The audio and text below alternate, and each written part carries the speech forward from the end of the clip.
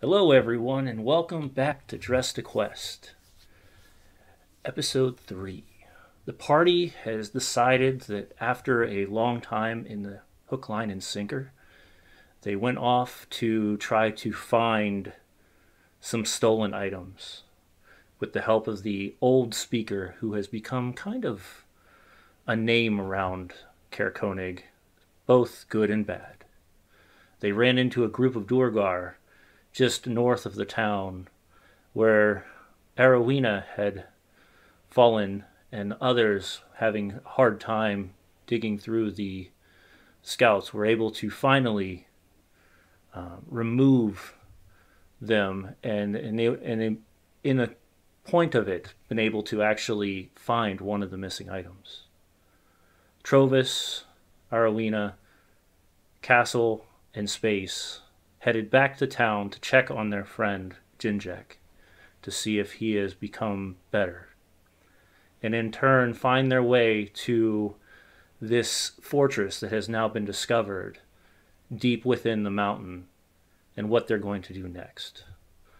And that is where we begin our story.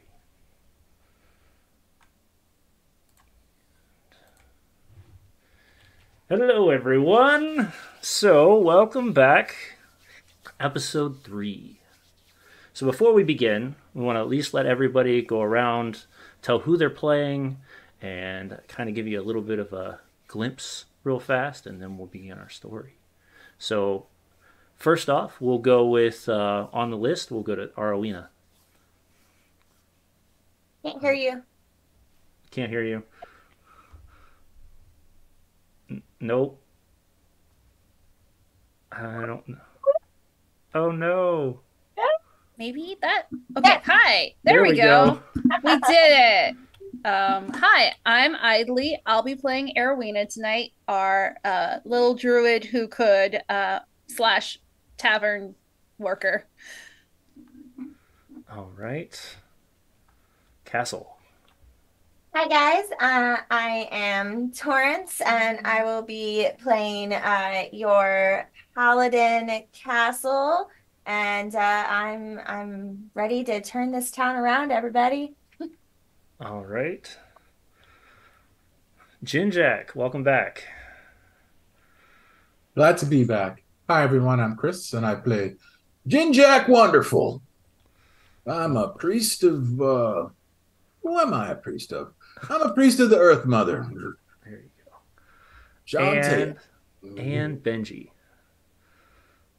Hey guys, I'm Space. I will be playing Benji, the Barbarian. Also, vote for Castle, okay? Vote for Castle. Gonna start this off early, huh? Yep. You Oh, Start this off early. All right. You let this happen. Hey, you all made the decision. I just rolling with the punches. All right. So, as of the evening that began just a few hours ago, you have all entered back into the hook, line, and sinker. You're getting ready to you sat down, got your rest in, checked on Jinjak. The morning comes, and the only thing that we can remember from the whole thing after that is that there is now a burn mark on the left palm of Arowena's hand. So, as the morning comes, you all come back down to your table. Trovis no longer there. Instead, our wonderful cleric has joined us this evening, or this morning. So, what are we doing? I raise a hand and call to the bartender. Glenn walks over. He says, I'll take a glass of that gin you have, and if you could put a raw egg in there, I'd appreciate it. All right. Yeah, we can definitely do that. Thank you. Would you like, as we have some extra trout that's been fried up? No. No? All right. Just please, thank you. Just gin and a axe beak egg. Got it. Well, yeah, basically just hair of the dog that bit me. Coming right up. Any of you need anything before I head off into the kitchen? Do you have milk? Can I get a glass of milk? Yeah, I can get you some milk. It's goat's milk. I just looked to Arwina. Arwina. Oh, Is that different? I mean, it'll taste a little bit different, but if you don't like it, I think I remember what cow milk tastes like. Okay. I'll take that. All right. You other ladies? Anything? Just eggs. Eggs, got it. Yeah, just the same. The bacon, trout, and eggs, and something to The wait. morning special. I got it. Yes, the morning special. Correct. All right. Same one we gave Trovis yesterday. All right. And he walks back into the kitchen, letting you four kind of discuss the night before. I'm real sorry about yesterday, ladies. I just, it's the cold, I reckon. I'm just not used to this northern stuff. The snow, cold, the winter. We're just glad you're okay. Oh, I appreciate that. Probably would have gotten worse if you had made any attempt to go out in it, so it's best to rest. Indeed. I'm all shipshape now. After my morning constitution, I'll feel I'm fine as a rye. And you'll get used to it. Everyone eventually adapts. And then there's like a long pause from Erwina. They all adapt. It's fine. I just look at Erwin and I'm just like, I highly doubt that. Been here 3 days and I have not adapted yet. But it takes time. It takes time and problem solving. So, like, when you say time, do you mean like a week, or is it like a couple hours? I think it varies from person to person. My father's not from this region, and he's surviving. I just look around. Is he here now? Oh no, he's back at home. He doesn't live in town. Okay. Is home like down south for him? Is he from? Oh, just on the outskirts of town. Okay. So if you remember if you remember the map, I'll toss that up real fast. So on the outskirts, way down here, pull it up onto the screen. There's a couple homes right here. Yeah. This little one right in the middle here is Arowina's home. Yeah. So. I'll break out my book. Okay. Oh, it just disappeared. That's interesting. Yeah, he lives right by the lake, and he does just fine. Maybe you should ask him about why the fish, whatever those are acting crazy. He would be a good person to ask. Yeah, maybe we should we should go and stop by your house. That would be fun. Maybe he just wants another warm place to sleep. Yeah, one that feels homely, And then I kind of look at Jinjack, and I kind of, if he will allow me to, I kind of like check his forehead for like a fever, see if he still has a fever, and I kind of look him over. All right, and I just let him go. As you all are discussing and kind of reminiscing, Glenn comes back with everybody's food. The gin, he puts this large cup of, it looks like you might have put like 2 shots of gin in it, but the size of this egg that's placed inside it pretty much takes up the rest of the entire cup. And he just places it in front of you. The rest of you Well, you were joking about the Axebeak part, but I see you weren't. No, we don't really have the big a normal sized chickens around here, so axe beaks is all we got. Well, cheers. It's a lot of egg. A lot of egg. All right, it's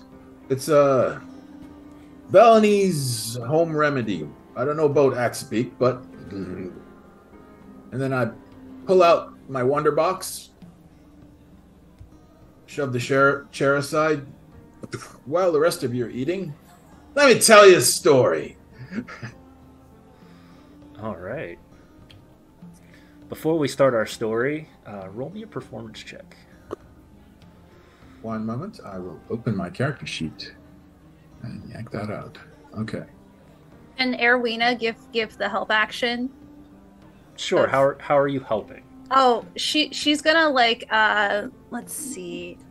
For one, she's a performer herself, so she'll know the good places to ooh and ah and like seem like almost like the reverse of being a good performer is also knowing how to be a good audience and like how to like get like everybody in the morning in the inn to like listen to Jinjak. Can I give guidance to myself? Yeah. Okay, I'll do that. I'll fire off a guidance on All this. of a sudden, there's an orphan or one of the children from outside on Erwina's lap. Nobody knows how the child got there. All right. We're already there. All right, I'm not performance. surprised. Between Arwina and Benji, I'm not surprised that children have just randomly entered into the bar again. I have to. Okay, 1d4. Normal roll.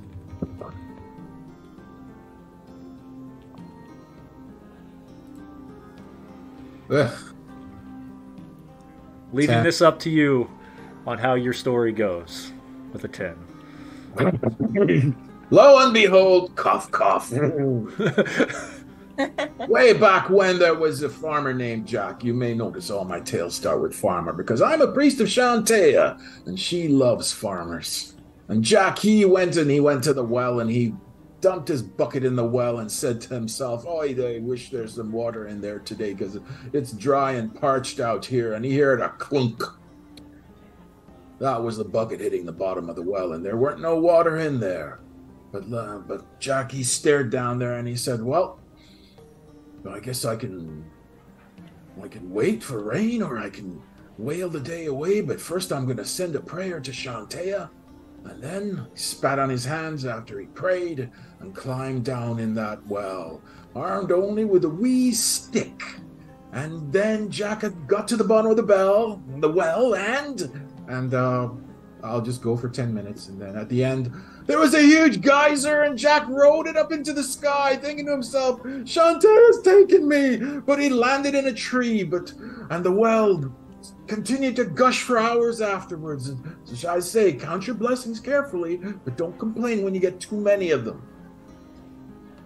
You hear a couple random patrons sitting in the audience just, all right, maybe that's an omen or something for today. So we head out to the waters. And so everyone gets 3 bonus hit points. Hooray! All right. Yay. Hooray. And as you're finishing up your story, you see kind of like peeking around the corner, trying to get your attention, a dragonborn, just kind of trying to stay out of sight of Glenn. This dude. Oh, Dragon? I was gonna do something else, but I feel like I need to go deal with this problem first. So where is he? So if you look on, he's kind of like peeked around the It's corner on down here by the It's still on drinks. wall. He's on the other side. Like, this is not common for Trovis to be not walking up and grabbing the first drink he sees. So he's definitely holding himself better. at this. Okay, yeah, it's still on the other map. Oh, is it? Yeah. Oh no. Yep. It didn't re-switch. That's okay. 1 second. Let me get that back. Okay, cool.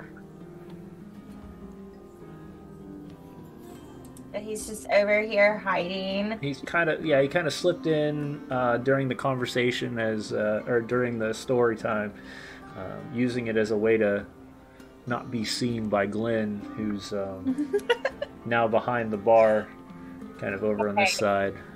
So before I go over and talk to this man, I'm gonna turn to Arwina really quickly. I'm gonna go. Before we head out today, I want to take a look at your hand and see what's going on with that. But I'm gonna go Yeah. deal with Trovis first before I get in more trouble for him being back in here, because it's on my head this time. Understood. I was going to also see if when we talked to my dad about the fish, if he could point us in the direction of maybe some information on Perfect. who might know about the rock. Yes. Yes. I like this plan. All right, Len, I'm going to go make sure I don't get in trouble and see what Trovis wants, and I'll make my way over to him. Okay. You are going to get me in trouble. You're not supposed to be back in here. I was simply trying to get your attention. I did not want to cause you any more spending or anything. I could stand out front if you would prefer. She grabs her coat off the coat tree, and she can deal with the cold given, being from Neverwinter, but she'd rather bundle up a little bit before she steps outside to talk to him. All right. Hold the door and allow you to walk through, which probably isn't the best idea considering there's just like air now blowing in through the door. Yeah. Yeah, as soon as the door is, as both of them are walking out, this gust of wind kind of pours through. All of the lights in the, the candle lights in the tavern flicker. You even hear from the back Glenn going, "Somebody shut that door!" On it right now, Glenn. Just step Thank in you. for a moment. You're welcome. And I step out to see what Trovis wants. Yes, I took a brief moment away.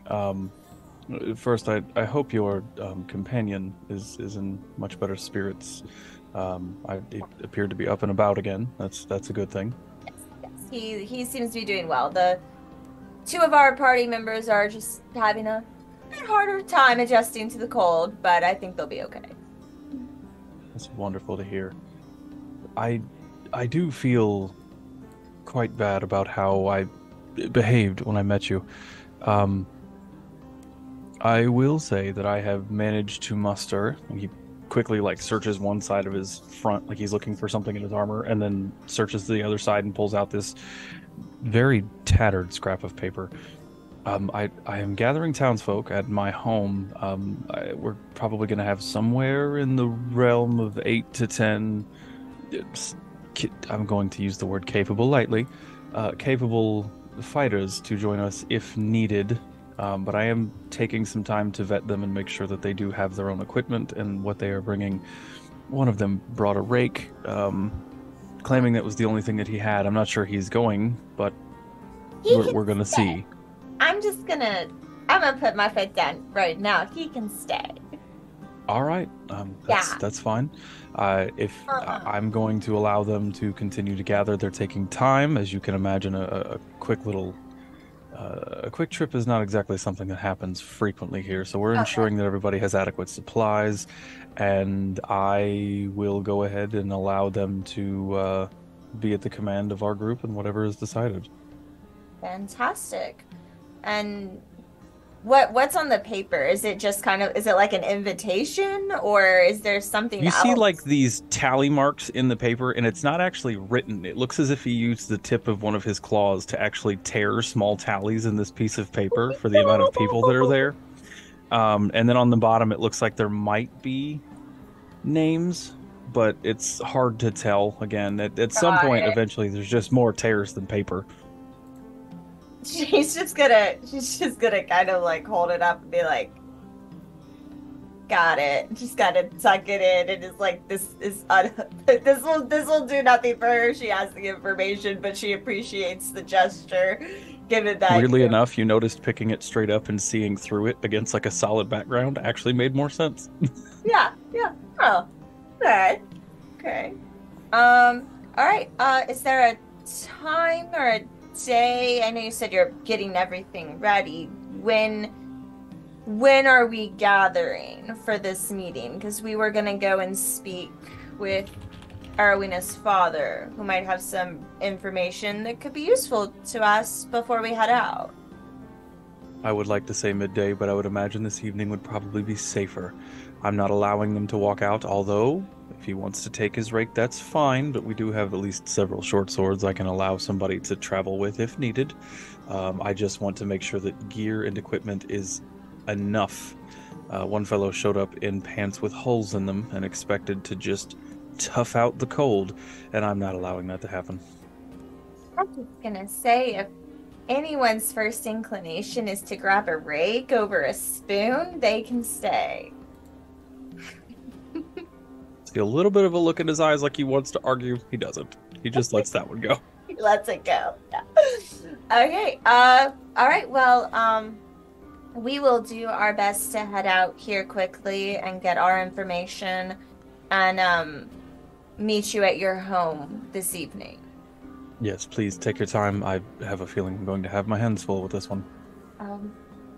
Yeah. Best of luck, and just gives him a little pat and goes back inside. And this time she does that thing where like you open a door but only like wide enough to like slide your body through. And like shut it, like just like the door is open enough for her body to fit through it, and then shuts it behind her. As little air getting out as possible. As she goes back in to tell her companions part of their plan for the day. Well, I told him immediately that this dude with the rake, he's not coming. Well, I mean, why not? I mean, Arwena has a spoon. So, yes, but that's logical. This is a rake. I mean, you can turn anything into a weapon. Yeah, but he should have picked it. I would have allowed the rake if he had picked a spoon first. You know, just judgment calls at this point. Honestly, no, I get that. I do. Maybe. Well, let's not count him out just yet. Shows where his mind's at. Yeah. Picking a rake. Well, at least he picked a weapon because he could have just not picked anything. Well, there was a man who apparently was just going to show up wearing, like, clothes that had holes in it and was going to tough it out. This place sucks.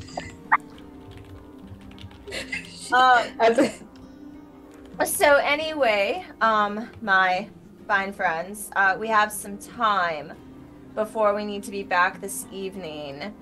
If we want to go and speak to Arwena's dad or anyone else to gather as much information as could be useful. I am up for whatever you all think will be the best use of our time before this evening. So we're going to Arwena's dad to ask if he knows anyone who we can talk to about the fish, right? I believe that was the plan, or even if he knew about the fish. Arwena? He might be able to point us in the direction of, well, my mother's people, where my magic comes from. They might be able to also tell us about, and she holds up the pouch with the little cold rock that like left that scar on her hands. I think that they'll be able to tell us maybe more about this. Okay. And I mean, today I can talk to fish today. Somehow I don't think fish have much to say, but have at it. I guess what's gonna be the best use of our time so that we get back here before this meeting tonight? And the meeting tonight is about defending the town, or what? I think it's about well, defenses for the town, but I think it's about us going and investigating this fortress on the outskirts of town and handling it. I think that's kind of what the plan is, because it's a little odd and unsettling. And we're bringing townsfolk with us? That's what they have to offer. I would suggest we just take the 4 of us.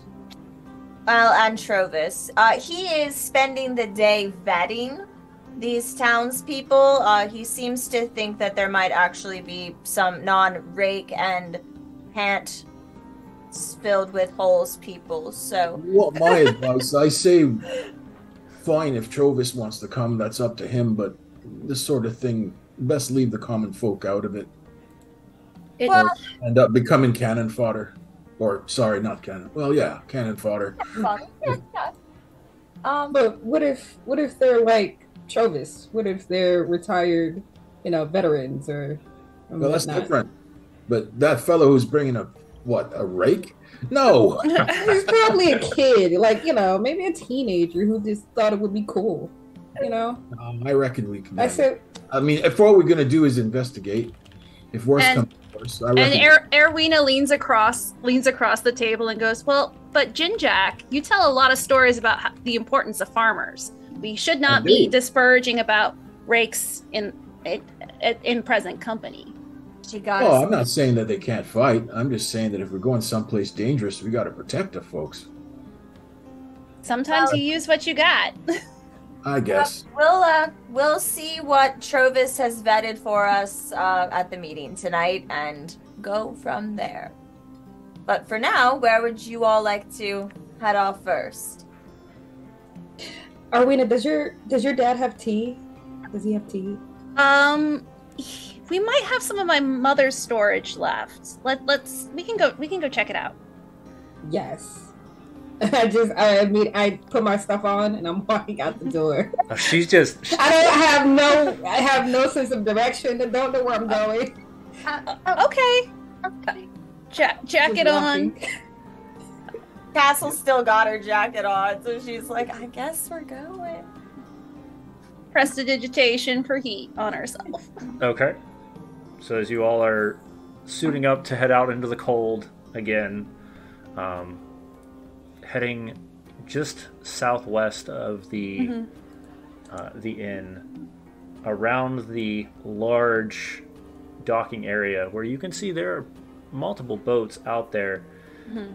But you can see very interestingly, most of the waters has kind of froze over. So now you're to the point where cracking to get just the boats to move is kind of a difficulty. Mm-hmm. And then they push these out probably a good 100, 200 feet before they can even get to a water area that's not frozen. So, Do we want to talk to fish first, guys? We can? Okay. Watch my back. They pack a punch, and Erwina will walk towards like one of the dock, kind of by her dad's house. okay. So I'm guessing this one. here? the southern one. Okay. And she will begin to melt a hole using shape water through the ice, as deep as it needs to go. She'll take her time Okay. using magic. Just yep, until you can get to a point where the heat is enough to melt a small hole in the ice, but not enough to start cracking the ice and Yeah. making any sort of It's damage. like an ice fishing hole, basically. And then she will ritual cast. So it'll take, again, a little bit of time, not too much time. Speak with animals. And then just I'll kind of put a- like, I'll put a guidance on her. okay. Okay. Say, And Santeia grant you victory. Oh, yay. And she'll kind of like lay on the dock on her tummy. On her tummy. Okay. And just Santeia grant you success in your task. Oh, thank you. And she's gonna attempt to talk to fish, make real fishy noises, like above the hole, but like kind of using the dock as cover. Okay. Castle's just gonna like kind of kneel down next to her and just keep like one hand on one of her legs. Just to make Just in sure she case. doesn't go into the water again. She's just gonna sit there and just keep a nice grip, make sure she doesn't go in. Hello, fish. Benji will stand behind them, kind of keeping watch over the ice to make sure like nothing bigger than the fish he's seen already is like, coming around. So We are prepared. Yeah. Everybody's preparing for the large fish. yeah, I Got it. have Yeah. Brave out ready to go. She's just like, if I see a big thing in the water, it's like we're done. All right. We're done. So as you melt the hole and you lean your face close to the water and you start to ritual cast speak with You're animal. fishy. You're fishy. Give me a animal handling, and I'll say because you used speak with animal, you can do it with advantage. All right. We speak fish, guys. Speak fish. Fish. We speak fish. We don't know much about fish. They may be cryptids, but we speak fish. So it takes a couple minutes, but as you are kind of staring into what looks like just this blackness, slowly but surely you see a shadowy figure coming up to the point where this large red knucklehead trout kind of plops up, and you can just see just the lips out of the tip of the water. Hello. Hi. Hi. We have a question. Why are you guys and she'll kind of because animals have a kind of different understanding of probably communication.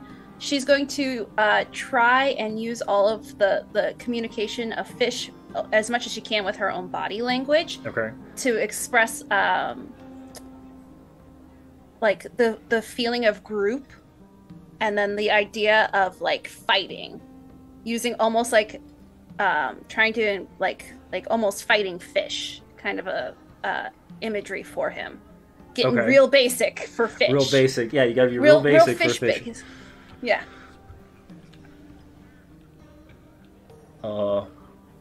Will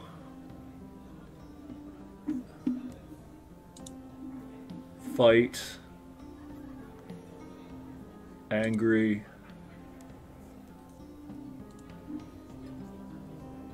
yeah. And she'll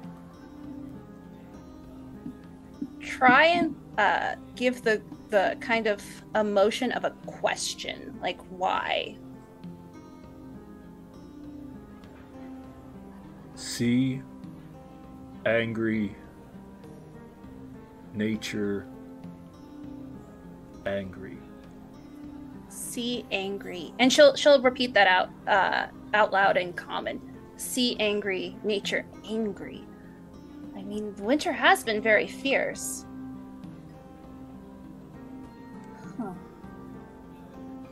And then she'll express gratitude for him not fighting her next to the dock. Food. Oh yeah. She'll pull out. She probably has like some like snacks on her, so she'll pull out like a little snack to give him Okay. very gently.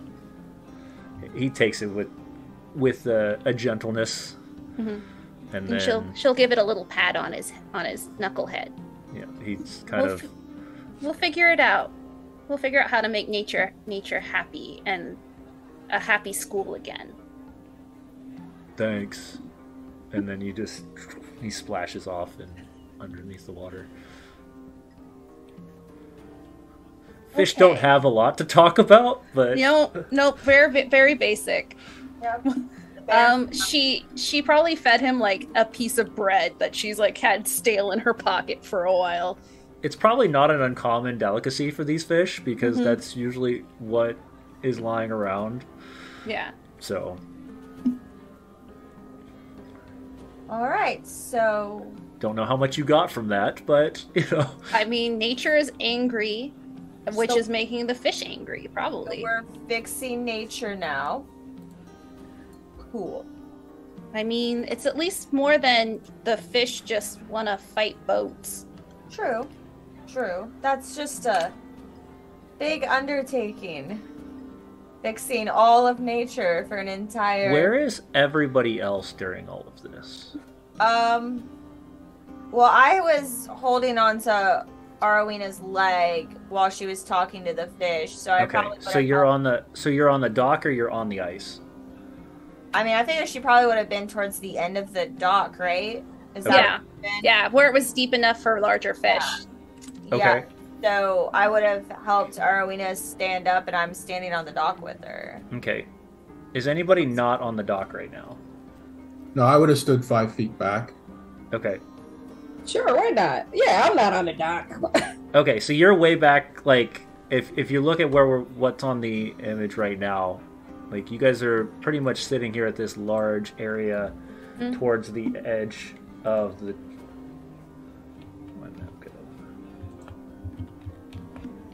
So, like, you guys are right up here, and then Benji's standing way back here, and Jinjack's 5 feet or so he's standing kind of in this middle area here.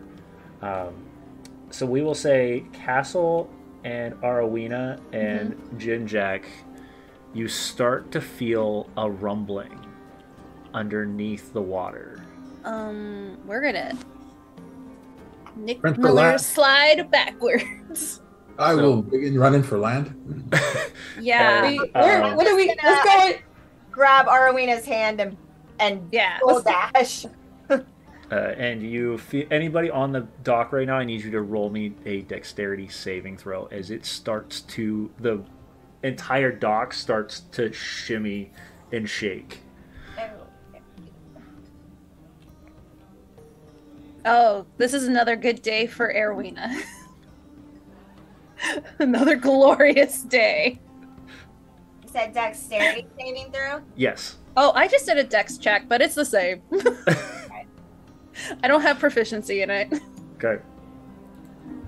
Where is this? There we go. So if for you, it's going to be, if you click on the dex, and then it should say, once you click it, it should say saving throw or ability check. 14. Okay. So you succeeded.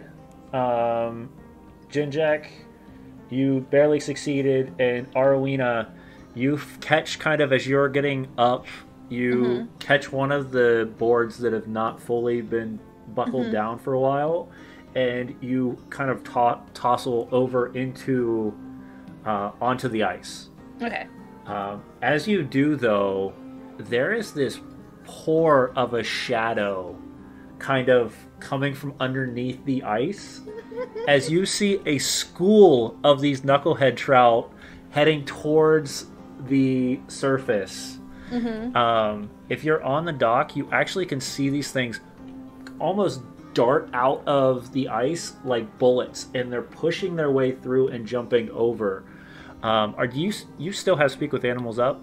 Yes. Okay, so all you hear in this just guttural sound by probably 2-3 dozen of these is food, food, food, and they're just hungry. climbing in. You're just seeing the ice start to shatter in different spots close to the docks. We're gonna need bait. She yells from where she's face planted on the ice. No, we're gonna get out of here, and I'm just gonna like reach down to like grab her and like yank her out of there. We're leaving. So as you guys are trying to just go as fast as possible away from the docks, you just watch these knucklehead trout just jump through the ice, like with their heads just straight up through it, and they crack, and then as soon as they hit the ice the other direction, they just crack and dive straight back down. So it's just like these giant bullets just coming in and out of the ice consistently. Erowina will also, because she still has Speak with Animals while she's running, will try and convey not food. We are part of the school. Like we are the land school trying to help you. Okay. Land school. Land school. Land school. School. We're part of the school. Give me another animal handling check.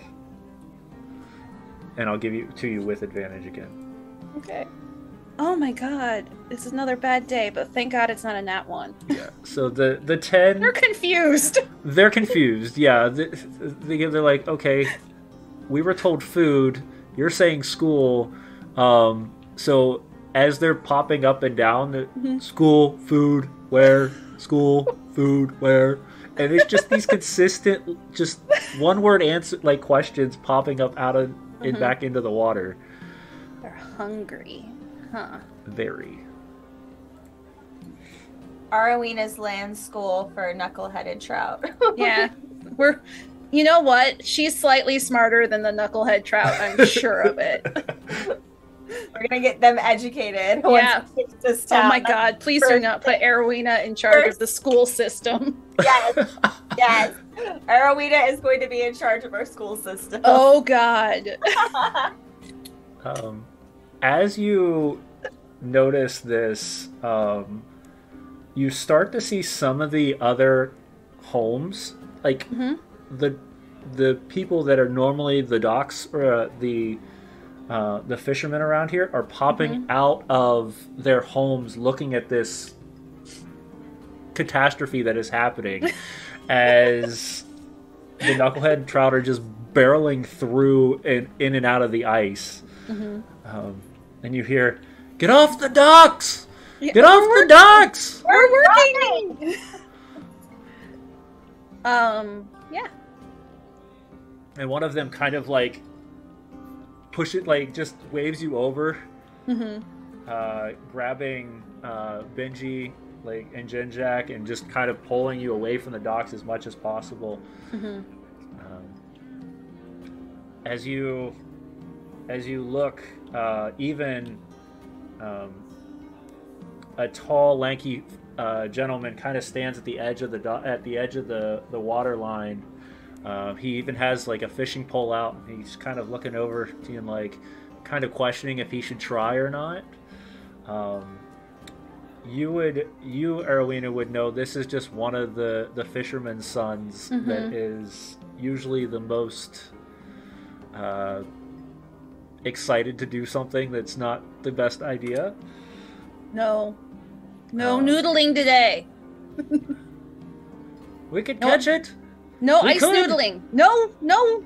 They're hungry. They're hungry. They're looking for something to eat. And you just watch as these things just pounce, almost like they're just drilling their way through the ice back and forth.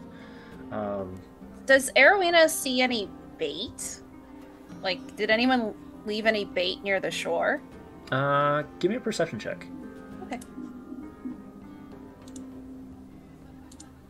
18. With an 18, you can see there are multiple people that were most likely getting ready to go out to see this morning, and by their boats there's a couple things of just average everyday bait that they would use to kind of rustle up the schools. Okay. She's going to try and tell them that they will come for the bait, but they are too hungry. Too many of them will come. Give them some of your bait to kind of like get them to like settle back down is her best bet. Okay. The one that kind of helped Benji and Jinjak off, he says, "You just grab those buckets right there. We should be able to toss it out into the water. Okay. Hopefully we should be able to have no issue." Okay. And he just grabs a bucket of bait and just throws it as far out as it can. And it doesn't go like super far, but he does get some distance to it.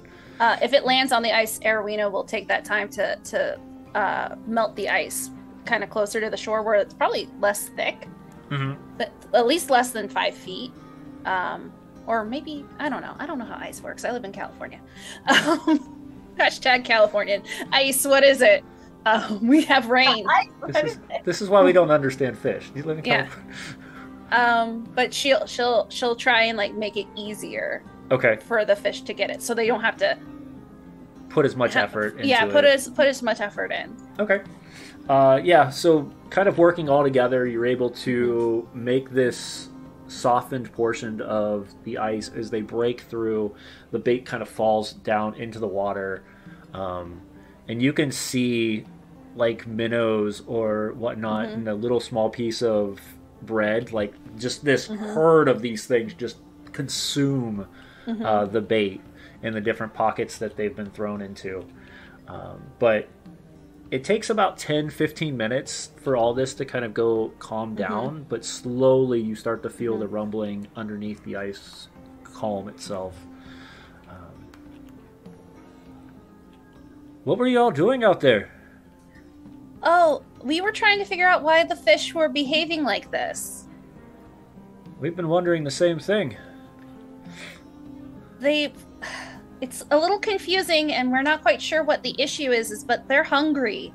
So when you go out, you might want to make sure that you feed them first, away from where you're going to launch your boats. We'll remember that. And then maybe you'll be a little bit more successful. You should catch a bunch of them, because they're hungry, so they'll take the bait pretty easy. But maybe try feeding them before you catch the few that you can. A new way of doing it, but Or what you could do is, keep ice holes and maybe nets, and then chum the water basically, and then catch them that way. we'll bring it up at the in the morning when we head out. See if the others want to try that. Are there any knucklehead trout that have beached themselves that are landed? There are a few that have just kind of slid across the ice, and they're just just flopping along. I'm gonna walk over to one of them Okay. carefully and gingerly so as not to fall through the ice. I want to examine this one, eh? Just curious, and I'll bunk it with my mace. Okay. Roll me an attack roll. Fish bonk. Fish bonk. Okay. And did you say I have to roll to attack? Yeah, just to see, because they are flopping around. They're not staying still. That's for sure. It says no selected or assigned actor could be found to target with it. Oh, okay. Just roll me a d20 and add your It's just attack. D20. Yep. Nice. Yeah. 15? Yeah, you're easily able to, and you thunk it on the head, and All right. it Pull out stops moving. Pull out a small knife, not a Okay. damn eating knife or whatever, and I'll open it. And I'm gonna examine this fish, see if there's anything off. Or Okay. About it, and this will be using. You use medicine, or are you going to use survival? My survival's better. It's going to depend on what you're looking for. If you're trying to figure out if there's anything actually like wrong with it, medicine's going to be more necessary. If you're just trying to see if there's anything like, All right. like the fish I'll use itself, medicine. then I'll cast the usual. Give me the extra D4. I'll use cast guidance. Shantea, please guard my eyes, and then I'll use medicine. Actually, does anyone else here have medicine? Is proficient? I have a high wisdom bonus, but no proficiency. Let me look really quickly. I'm not proficient actually. I just have a high wisdom bonus No. myself. You don't want me doing it. Okay, no problem. Just straight roll then. D4.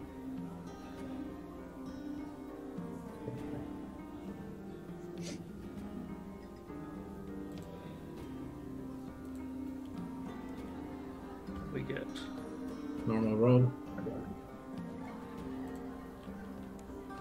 20. 20. So filleting this thing was pretty simple for you. As you carve it open, you can see you don't see any sort of strange veins or any sort of strange coloration. Was the You fish do- starving? Yeah, just mostly they're starving.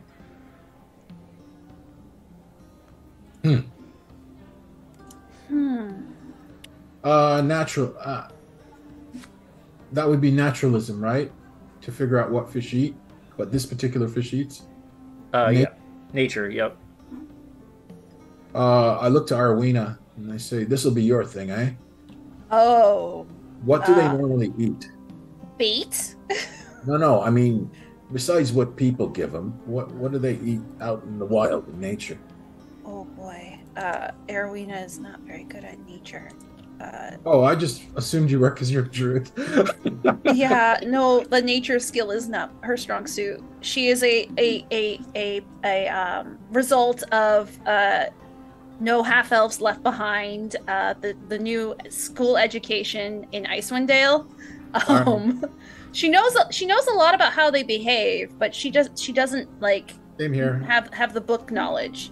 I have animal handling, but this I'm pretty sure is nature, right? Yeah, this would be nature. Yeah, she'll try. Oh boy. Well, hopefully Shantea will whisper something in your ear here, and I'll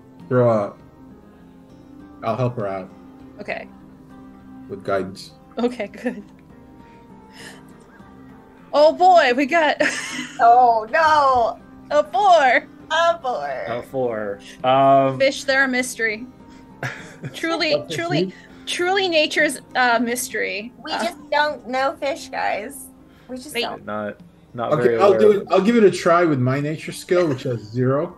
Okay. It's better. But I will also pray to Shantea for guidance on this. Maybe the nature mother will help me out. 18. So you know that they normally would be eating some sort of algae or plants deep within the water.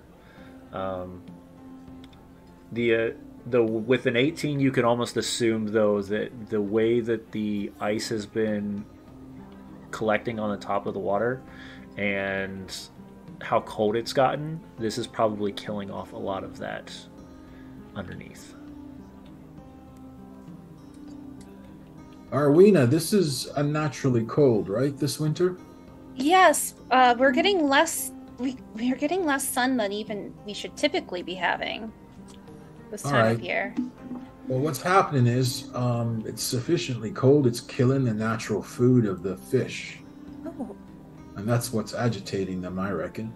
That'd be my guess anyway, based on... Well...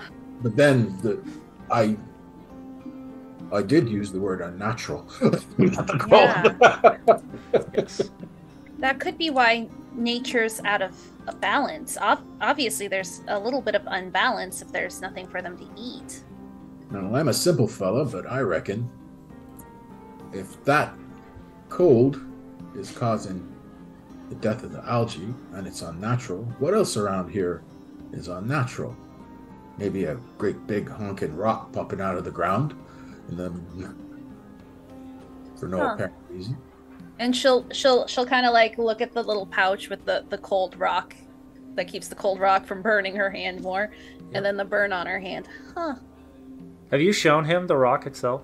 Oh no. Okay. But I won't describe the rock. Oh yeah, you didn't see this, and she'll open up the pouch and kind of reverse gripping it through the pouch, flip the pouch open with the pouch protecting her hand. Okay. Touch it. To hold it out. Yeah, don't touch it. You can look, but don't touch. And So what you're holds up her seeing scar. is a very organically carved rock, piece of ore.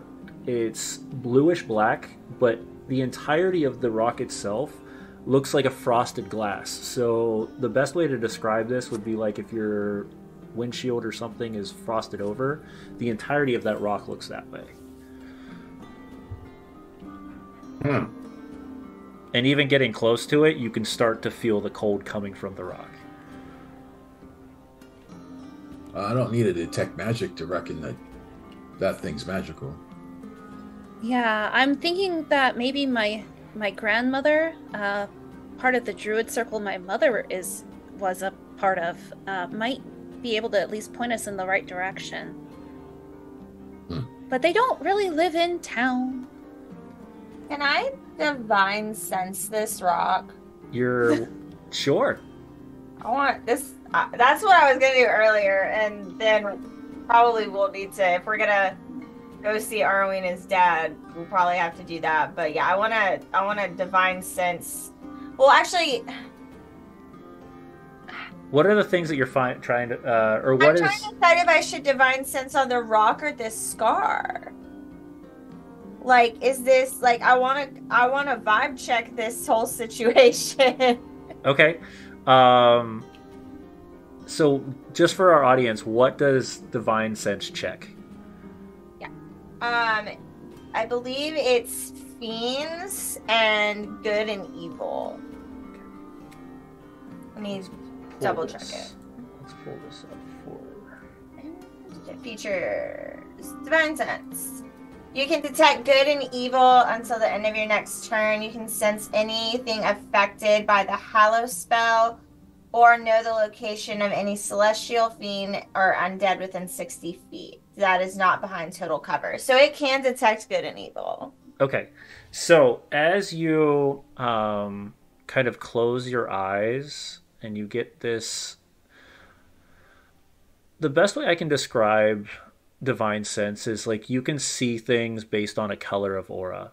Yeah. The darkness, the darker the color, the more divine connected that it is. You can see both on the rock itself as well as on Arawena's hand a deep red.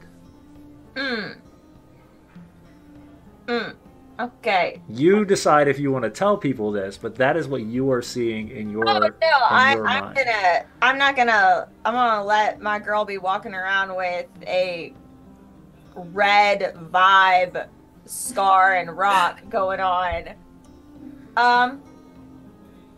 Yeah, I'm just gonna sit with it for a second because I'm just like, it's been a while since like I've seen something that not good when I've been It's the equivalency of something that's been desecrated. yeah, no, like that's bad. And so I'm just gonna kind of sit with that feeling for a minute before I'm like, so yeah, we need to get as much information as possible today because this is all bad.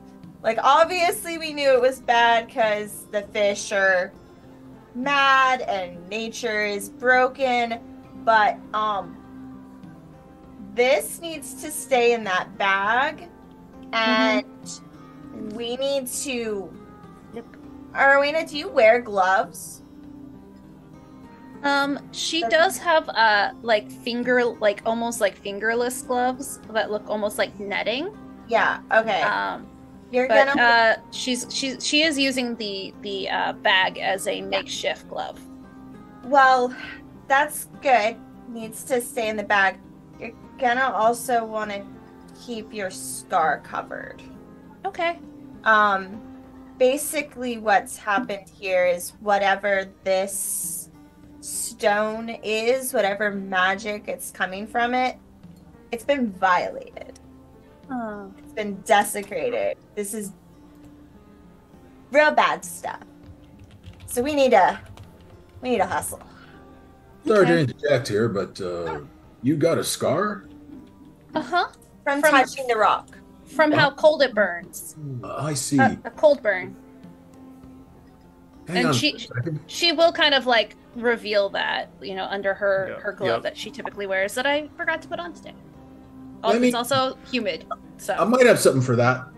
I'll root around in my backpack. There we go. How exactly did we come, find this rock again? Oh, we found it in the pocket of or in this pouch that I pulled off a dwugger. Of a Durger. Okay, cool. Mhm. Might sting a wee bit. Stick your hand out. Okay. She'll stick her hand out. I'll just sprinkle. I won't pour. Holy water. Okay. You do see. Well, actually, you wouldn't see anything, but you do see a steam kind of coming off of the hand. Ooh. And Castle. How long does that last? Until the end of my next turn. So 6 seconds. Yeah. I'll say in this case, you would see the red start to kind of dwindle towards the from her hand. Does that feel any better? A little bit, yeah. We'll keep an eye on it. Okay. Fine, I can make more, but it just takes time. All right, I'll pour it. I'll just pour 1 vial. Okay. I'm more concerned about it taking root. Whatever it is. Well, we should all be concerned about that. Oh, yeah, no, I'm just saying she's the only one who's touched it so far, so we'll just keep it covered with your gloves. I'll pour the whole vial of holy water on the scar. Okay. It doesn't. The scar itself doesn't seem to just like vanish, but it does continue to steam until the whole holy water fully seeps into it, and then it slowly stops. And then I'll tag her. What the heck? Here's a word for you. Heal. And I'll hit her with a healing word. Okay. You see the scar kind of just skin over, and you can see almost like this little like blemish, but it's completely healed over at this point. It's just the coloration change now. Mm-hmm. I don't trust that. it. Couldn't get rid of it all, but Whatever this is, it's bad. Mm-hmm. So, Castle, can you still sense that on her? not again until tomorrow. Well, we'll check again tomorrow, Arwina. Again tomorrow. Yeah. And I'll make some holy water tonight. I just need to Perfect. do the ritual. So, Arwina, Mm-hmm. I think at this point it's still worth it to go talk to your dad about your mom's magic, or should we continue to prep for tonight? Well, Also, anyone else? What are y'all's thoughts? I'm just kind of confused. You know, I was listening to everything you guys were saying, and it was like going over my head. You know, Yeah. so do you want me to like touch the rock so you don't be alone in this bad thing? no, it's okay. It's okay. Nope. I'm okay. Are Well, you as I sure? recall, we were going to Arwina's dad's house to ask him about the fish, but I don't think we need to do that anymore, in my opinion. But we can still ask him. No, but we could maybe see if he kind of. If I'm remembering my mother's stories correctly, they moved around a lot. That's so cool. it might be good to figure out, how we can locate my grandma a little easier. Oh, I'll find your grandma to ask about the rock. Yeah, about the rock and Why There- nature's mad? yeah, why nature's mad. Hey, Grandma, why nature mad? They'll Benji, have don't touch the rock. they're I was more just trying to into. show solidarity. You know, I wanted, I didn't want her to be alone in her pain. It- She I already mean, died. It wasn't hurting. At least not right now. I'm constantly alert to make sure that if any children come by, I shoo them away before Benji sees them. And No, I only help these sad looking ones. I don't help the ones that, have All right. things. And I'm so ready for tea. And I just, like, at this Well, whole at least time, as they we'll were raid my talking- mom's tea stash. It's fine. Yes. This whole time while they were talking and I was listening, I was throwing extra bait out into the ice, and probably more than needed to be thrown. Even some of the other fishermen at this point, they're kind of looking and going, Well, gotta feed those fishies. Gotta feed them. She's just kept feeding them the entirety. Like, there's just rows of buckets now. Just toss the bait over. Well, the fish should be pretty docile now. So Well, at it's a least good we day. don't- It's a good day to fish. You actually look over as you guys are talking, and the fish is coming out, or the Benji's tossed out all this bait, and actually your dad starts to walk over. Arowina, I heard you were you are back from your journey. Yeah. Hi, these are my friends. Hi. Hi. This is Castle. Oh, hello. This is Benji, and that's Jinjack.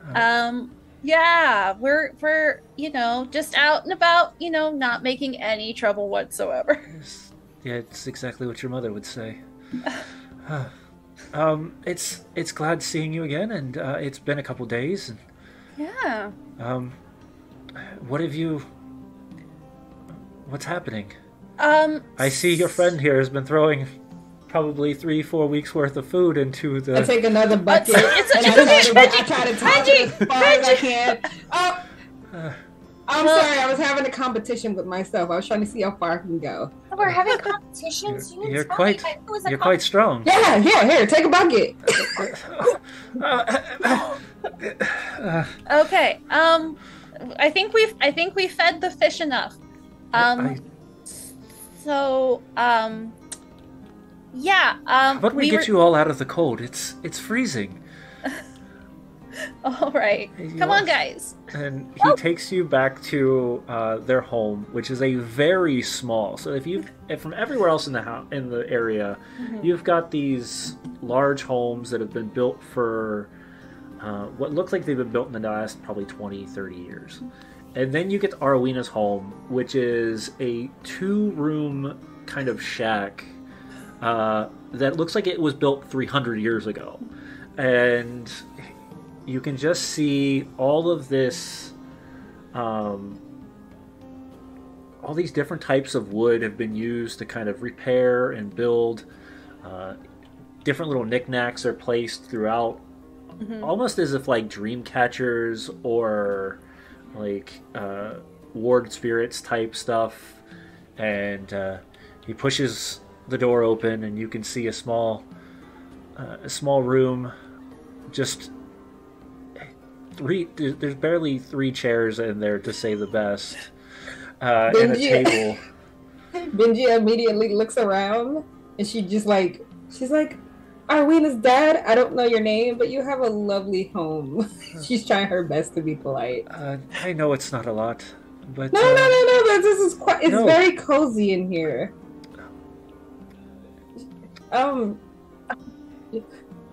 I think, and then I looked at Castle and I'm roll me a deception check. You know, it's funny. I have a 0 in this because I'm proficient. This is my only charisma skill. This is the exact face Castle is giving you as you lie to this sweet man. I'm just going. I appreciate it, truthfully. Yes, it's very cozy. Yeah, it reminds me of my home. So, Arwena knows you're politely lying. It's fine. Her passive insight is higher. His is not. You get most of your insight from your mother's side, so this is not going to catch on at all. Yeah. I just give Arwena 2 thumbs up, and I'm just like, yeah. I gave Castle a high five. So, now that we're out of the cold and I can kind of ask questions, what's going on? First off, we're gonna go get some tea. I'm gonna go raid Mom's tea stash, and she's gonna go, kind of to a corner that has almost like kid paintings on the walls, like that have like they're really badly written Elvish script. Like, yep.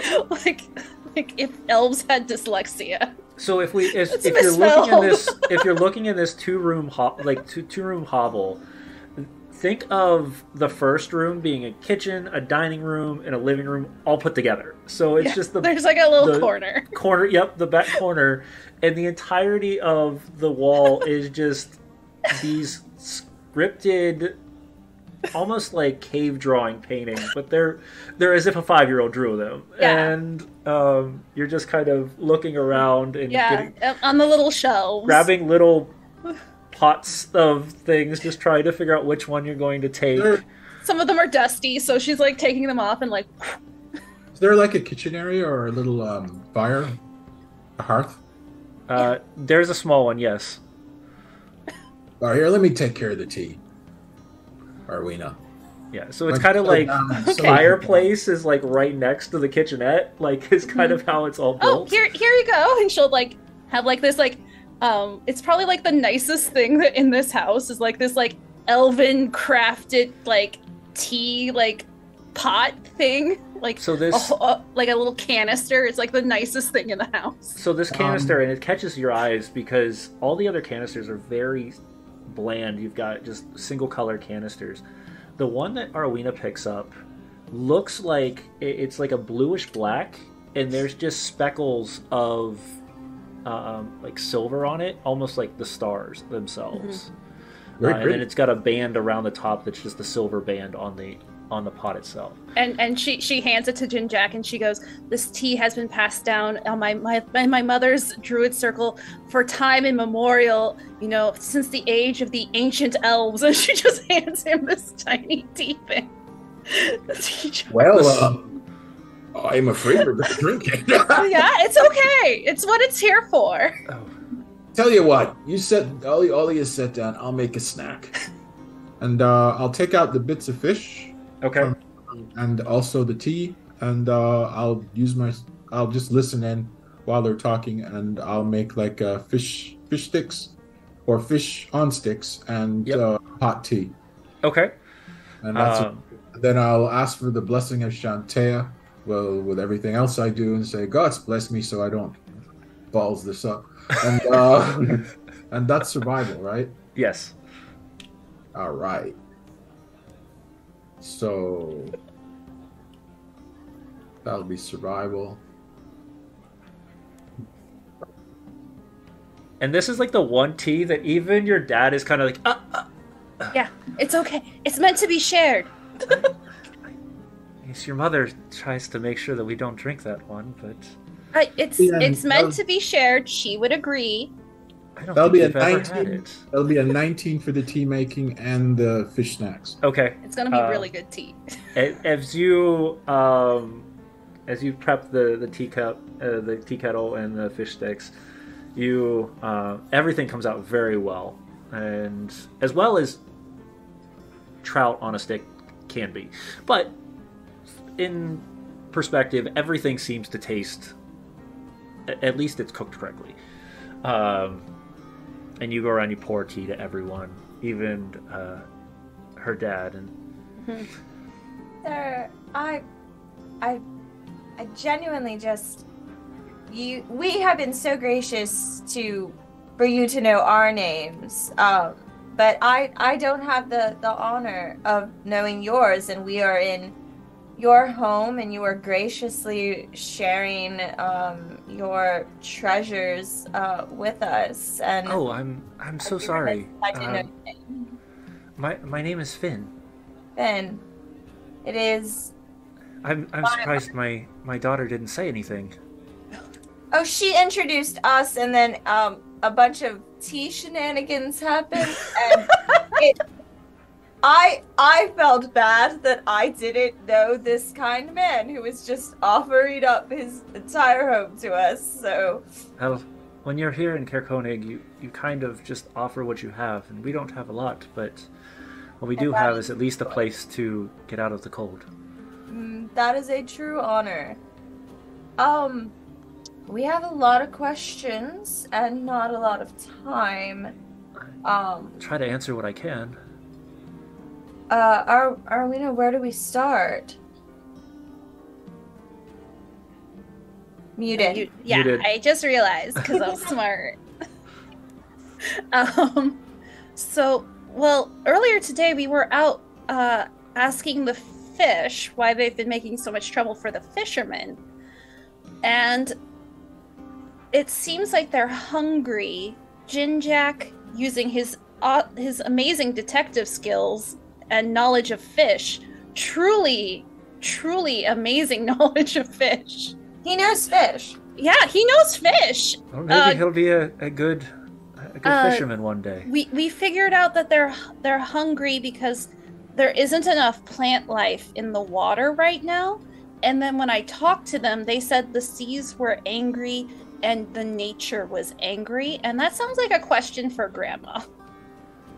Oh. Yeah.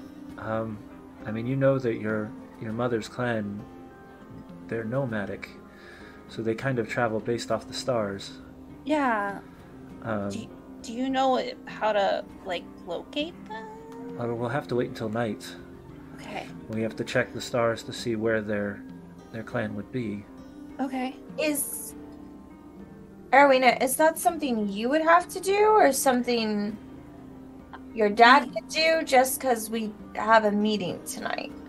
I mean, if you guys want to, I can probably stand outside from the meeting for, like, you know, to figure it out. Okay. If just, you know, keep me in the loop. Are you? Yeah, I got you. Is this the meeting with the speaker Trovis? Yes. I'm not sure I like how that was said.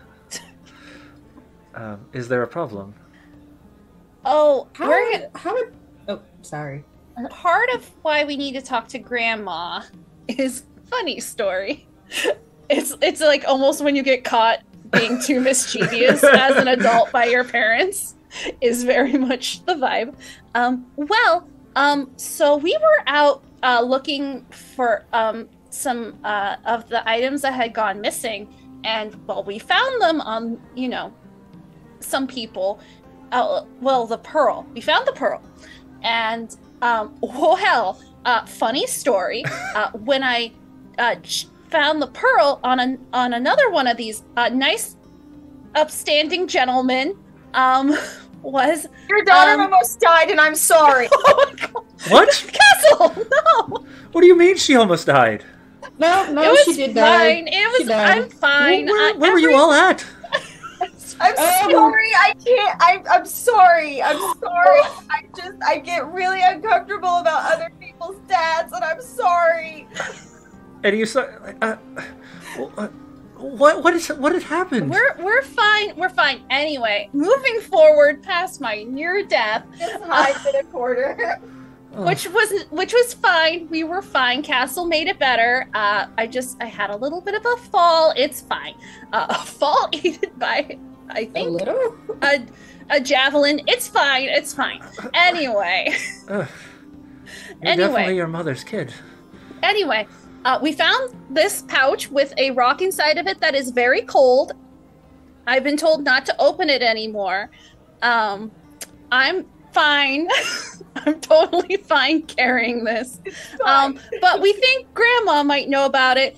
But the meeting is to find the rest of the items, so we're gonna go to that meeting and help them find the rest of the items that have been missing around from town. That's the story. As she like panic rambles through that entire thing. Castle retreats out back from the corner now that she's Done rambling. Castle kind of like returns back to the. Was Castle in the dyslexic child corner? Yes.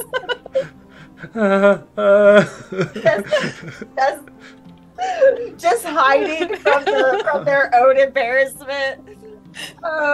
Yeah. So I don't really know what to say at this point, but oh no. feel Yeah. about Elvis. Yes, we are. We're currently taking surveys, from all the town folk to see if his work is satisfactory. I mean, every time that Trovis has been around to help us, he's done quite a bit of a good job. I mean, there were multiple times where we were out on the boat, and what was that? Would you say he's competent though? I would say that in most cases, yes. But not all cases. He does have a bit of a drinking problem, but I think that that kind of came. Really appreciate your input. Thank you. Yeah, write that down. Write that down. I think that just came after. Really, he found his place here. Seems he's been through a lot. I don't really know much about him though. And you made him your town speaker. You know nothing about him. Well, he helped out the town when it needed it. I just continue, have a pinky up and just continue to drink my tea. I can't say, I'm not supposed to say anything else because Castle gave me a look and I'm just like, okay. So that's what we're doing tonight. Yeah. Oh, normally he has a very good way with rallying the crowd as needed, so I'm sure you'll have a good turnout. Maybe we should get that fisherman's son that was out there earlier. He seemed like a real go-getter. Yeah. I would say, if anything, let's leave Bora out of it. He seems to get himself into more trouble than anything else. Okay. His father probably wouldn't appreciate it either. Okay. Good kid, though. Just a little bit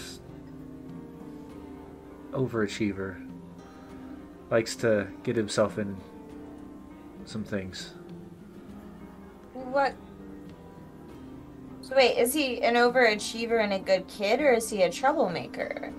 No, he's a good kid, just not always the best ideas. Oh. Okay.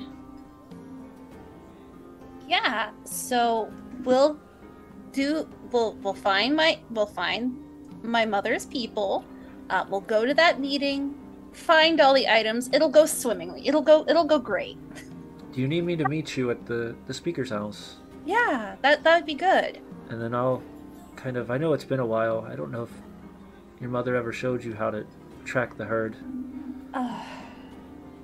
Once, maybe twice. It's been a while.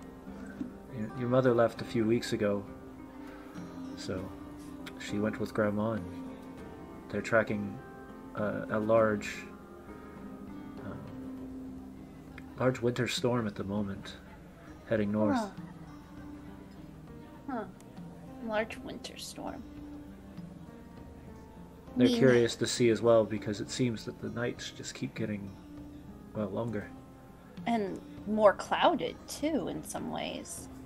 I think that's why they headed north, hopefully to see the stars better and figure out more. Okay. Well, all in a day's work. Yes, you're definitely your mother. I'll stay here and keep the home together, and you go venture off just like her. Just no more near-death experiences, please. I can't promise that. I will do my very best to try and make that not happen, but please don't ask me to make a promise to an adult that I 100% can't keep. I can't. Is everything all right, dear? I'm fine. She's taking my near death harder than I am. I just give Castle a hug. I'm fine. I go back to the dyslexia corner. As you all have been sipping on the tea is very earthy, and it's gotten to the point now where it's starting to almost tingle inside your body. So everybody gets an additional 6 points of temporary hit points. Ooh. Oh, yes, please. And that's 6 replacing the 3 temp HP we had earlier? Correct. Okay. Awesome. Mom's tea is awesome. I don't know if you'll be able to use it tonight. You said this was an Elven brand? Yeah, this is the tea? Yeah, this is from their travels and their collecting of herbs. Could I by any chance write the name down? And what is the name of the tea? It doesn't have a label on it because it's like a custom tea. But Arowina will gladly list all of the elven, high elven, perfect accent herbs, and it's like like the. Okay. Oh man. No, I'm really struggling. It's like it roughly translates to like really artistic, different flavors, but like you get the gist that most of it is like mint and like roots. Most of it is mint and roots. Most of it has been the different herbs that her mother's tribe would gather and their what they considered their migration. So they would do over a year's time. They do a specific circle around Icewind Dale, which is why you can use the stars to track them. But this is where they would gather it, and at the end, it's pretty much considered like the migration blend because they do it every year the same way. But it takes a year to make the blend of tea, so it's kind of kept it as special. So. Gotcha. Okay.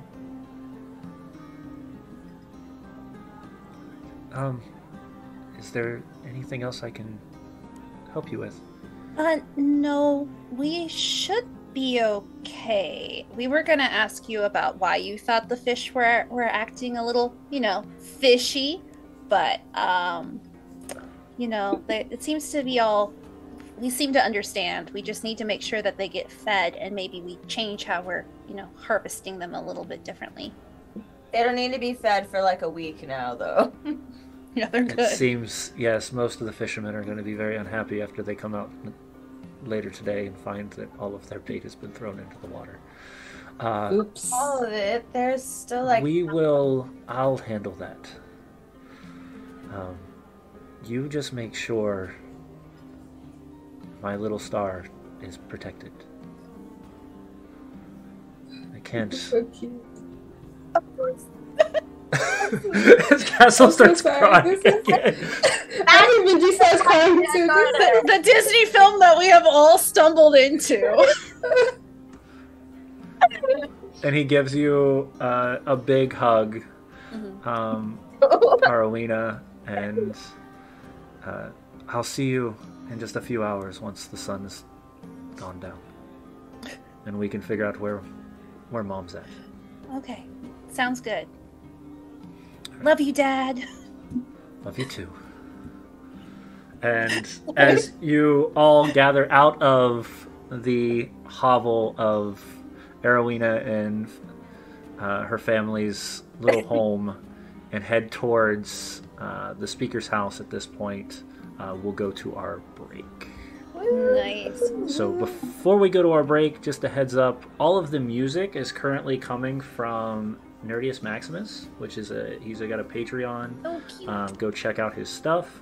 It looks like Jinjack has created another awesome. I can't see it all, but it looks incredible. Keep an eye out. Every episode, starting when we get those, we put those up on the Be Right Backs so that you can check out all of his amazing artwork. Yeah. We'll see you guys in just a couple minutes. Woohoo!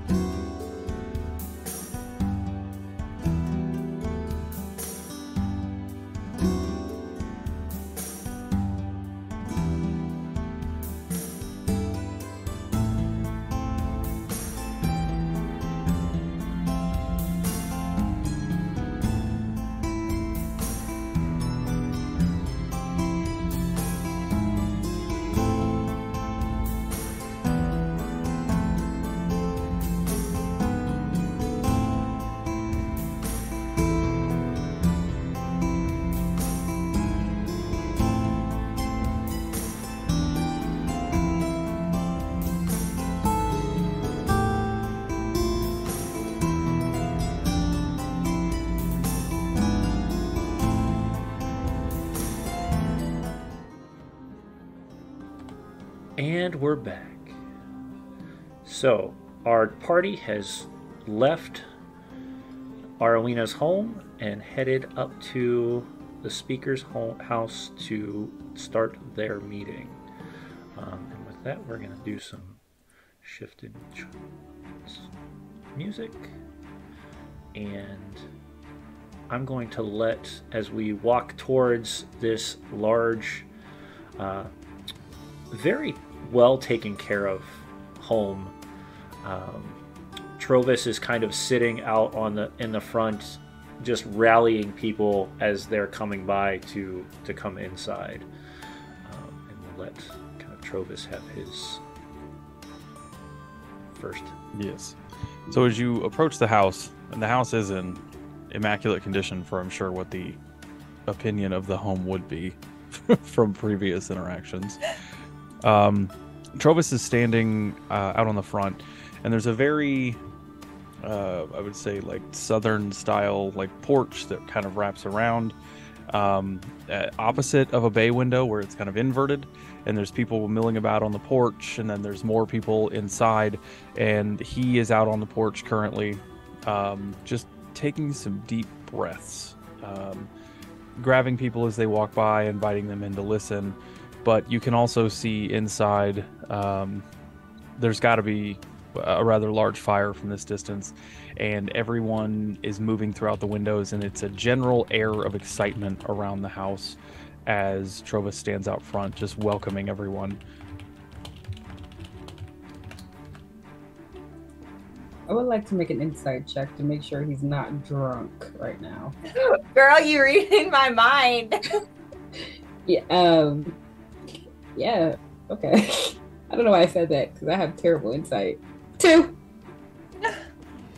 Man is sober. From the looks of it, it looks like he really might be taking a moment outside. Still very much so a difference. He's actually standing upright. His shoulders seem to be back. He's not slouched in a pile under the snow anymore. Definitely at the moment, if you had to guess from this distance, taking a breather, as there are a lot of people inside of that house. Mm-hmm. Looking inside, you see that Trovis's house has almost been... He's reorganized the entire front area. So you've got couches, you've got chairs, all in these lines. And you would think if this was an actual place of meeting, everything would be the exact same. But his house has just been taken pretty much apart to make this large room. So he's got like a sofa chair, he's got a giant recliner lined up next to it, he's got some kitchen chairs. It's just an assortment of things in his front room. But there's a good probably dozen people inside, including Grintol, who you met earlier, and a couple of the fishermen, as well as even you kind of glance to the back end and you can see sitting in this very almost oversized recliner chair, the little form of Corey with her ladle kind of hooked against like her hip. Mm-hmm. Yes. And she's just sitting there with her hands kind of crossed, just tapping her fingers together, waiting for everything to begin.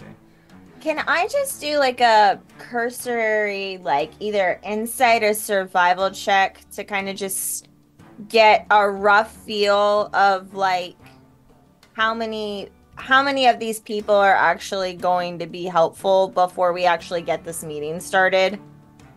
Just kind of sizing everybody up before like we really know what we're working with. So do you want more of a like a imagery of how everybody's kind of crafted, or do you want more of like what's everybody's mood in the room? Not so much mood. Like I think I'm more so kind of trying to pull like from like Castle's background of like when she would be like training like potential like new people who were like potentials to like join her order, but like hadn't quite like passed any of their tests, like seeing, okay, like, yeah, this person's definitely gonna make it through. This guy probably not. Like that's kind of like what she's looking for. It's just like first glance, who's got what it takes to go with us. That's kind of what she's looking at. So what you're seeing, give me either a perception or a survival. Okay. Let's see. Can I help her? Do you have I have proficiency in either perception. of the two? Yes, I have perception. Oh, perception. Okay, if you have perception, then I'll roll perception because I have +1 in either. So. Okay. All right. Then yeah, you can roll it with advantage. Fantastic. Unless you two want to do separate. That's a 9. Just a 9. With just like it's hard to tell because of the fact that nobody's really came here with gear ready, like on them. You can see there are some people that are. I mean, you gotta imagine these are not a single person really in the town is small, Right. Because they're all having to be hardy. They have to do logging or fishing, and you gotta imagine fishing in this area is a lot different than fishing down south because it's a lot of work here. So, but you've caught a couple people that you've seen around town that are maybe not ready to go, but then a lot of them have either been. You're getting a good vibe on everybody is kind of in a mix.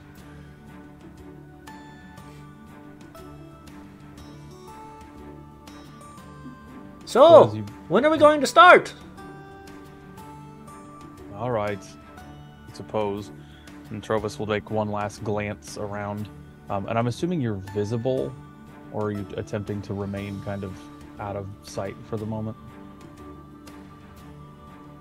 Who, me? That's up to The you. party in general. As you're approaching, are you approaching just walking right in, or are you trying to like see what happens? No, I'm probably standing. You can probably definitely see me. Like I'm making my presence known. Like I'm here. I'm sorry. I think I kind of blend in with the crowd, kind of fading to the background, trying to get a read of the room as we begin. Okay. Does anyone else want to be doing anything in particular as the meeting comes to order? I'm a southerner, and I dress like a southerner noob, so there's no way I'm inconspicuous. So, I kind of tap my my bullhorns and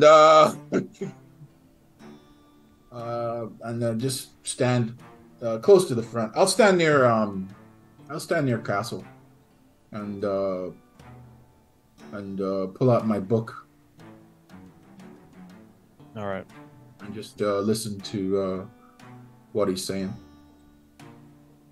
So allowing everyone to get in and take the places that they would like to be within the room.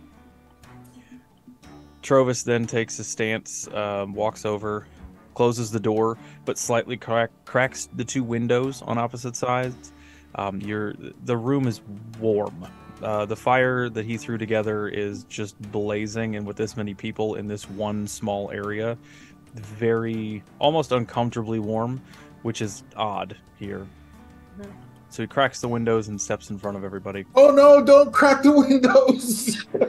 You see him like start to settle in, and as you have your outburst, a little bit of a side eye, steps back towards the window and like gently closes it. My apologies. All right. So I know there's been rumors and questions as to why we are all here. I asked those of you capable here, so we may quell a threat on our town. Yesterday, and if I begin to say too much, and he just gestures kind of towards Castle, we were headed north in search of some of the missing items around town, and we stumbled upon a small group of Duragar in the snow. And at that, there's response from the crowd, unease in general. Some of the murmurs begin throughout the room. Now, They I were assure you looking that for we're my not... lantern. Yeah, Corey, we are finding the lantern at our first possibility. You but said that I a would- week ago. I can give you a candle in the meantime. Let me speak, woman. Corey, I can personally assure you it is at the top of my list. We'll get it. Thank you, darling. You're Just so gestures welcome. one hand at Castle. There you go. Now, we only found 3 Duragar, and they were pretty formidable for what we'd expect. They didn't appear to be stranded or lost in the snow. They didn't seem as if they had happened upon the area. And not to mention, just beyond them, we found several tracks leading towards what appeared to be a fortress of some kind not too far north. And at this, the crowd turns into almost outright, just bursts questions, yelling from all different corners. All right, settle. The point is we don't know what's there. Now, I can assure you our guests are formidable and able to handle themselves. But we need more just in case. Now, I will not make this plan entirely on my own, as it is not entirely just my decision. We need the input of everyone here. We need to establish a plan. Just because the fortress is there does not mean that it's overrun. And quite frankly, I'm more disturbed by the fact that it exists and not one person here knew, though the trade lines to the north have been weak for a while. Does anyone here have relatives, friends, anything we can reach out to for information? Generally. Oh, yes. Oh, hi. In a little bit, I'm gonna go see if I can track my mother's people. Ben tells me they're knowledgeable of things that maybe perhaps the rest of us aren't. Yes, they tend to understand the natural order of things. And as I was discussing with my friends the fish earlier today, there seems to be an imbalance in nature. Maybe that could give us some more information on what's going on. I hesitate to ask. Would you mind elaborating on imbalance in nature? In what way? Oh, well, they said, well, you know fish. Everybody knows fish now. They've been attacking the boats, right? Yeah, several people around the inn or around the speaker's house are now shouting in agreement. Absolutely, yes. Yeah. There's a hole in mine. Yeah. Well, after we went out that first night, that my friends were in town to go help get the boats in, we noticed that they were behaving very strangely. And so I thought this morning to ask them. I asked the fish what was going on, and they said that the seas are angry and nature is angry. And then we figured out they were hungry, and then someone got a little carried away with the fish feeding, but they seemed to settle back down once they had something to eat. Jinjack, even though he's not from here, figured out that they just didn't have enough food for them to eat. And if we think about it, things have been a little bit different with the weather this year. Yes. I can't remember. I mean, cold is pretty much the name of the game here, but I don't know if this level of cold is something that's been common over the past few winters. Anybody disagree? Just slight head shakes. It's definitely not. It's been cold as heck. Additionally, in our endeavors to figure out what's going on, we learned that there's been a form of desecration and irreverence on a Trovis's eyes magical widen. level. And you very, very slightly notice his hand, like gesturing like a easy. It's like the And those answers might be found at that fortress. Yes. This is not to raise any more panic than you already have. It's that where I come from, we give you the information so that you have the choice on if this is a mission you want to risk. It's not to instill more panic. It's just that these are all potentials that you could encounter. So think carefully about these things. That's all. And she kind of like shoots Travis a look back, like, don't tell me to chill. Like you're out here asking people to come join. You want to march them to their death? I don't think so. Like, she just looks at him like, okay. Jinjak raises a hand. Yes, Jinjak. You have the floor. Oh, well, I didn't want to interrupt you, Castle. Oh, it's an interruption worth having. Ah, bless your heart. Mainly, I reckon if we're going up to that, eventually going up to that rock, if you're gonna come with us, you got to come with, something. And if you don't come with us, let's say we kick a nest full of hornets, then it's a good idea to organize the village so you can defend yourselves. But that being said, I'm just going to ask outright, how many of you are hunters? You see about 3 people raise their hands. All right. How many of you are not hunters but skilled in woodcraft? About 5 of them, including the 3. All right. How many of you are veterans? And you know what I mean? If you don't know what I mean when I say veteran, don't raise your hand. So Corey raises her hand. Grintol raises his hand. And you see standing at the way far back, kind of leaning against the wall with his hands crossed. You see Glenn raise his hand. All right, the 3 veterans, if you could step forward, please. Corey kind of hops out of her chair and scoots her way down.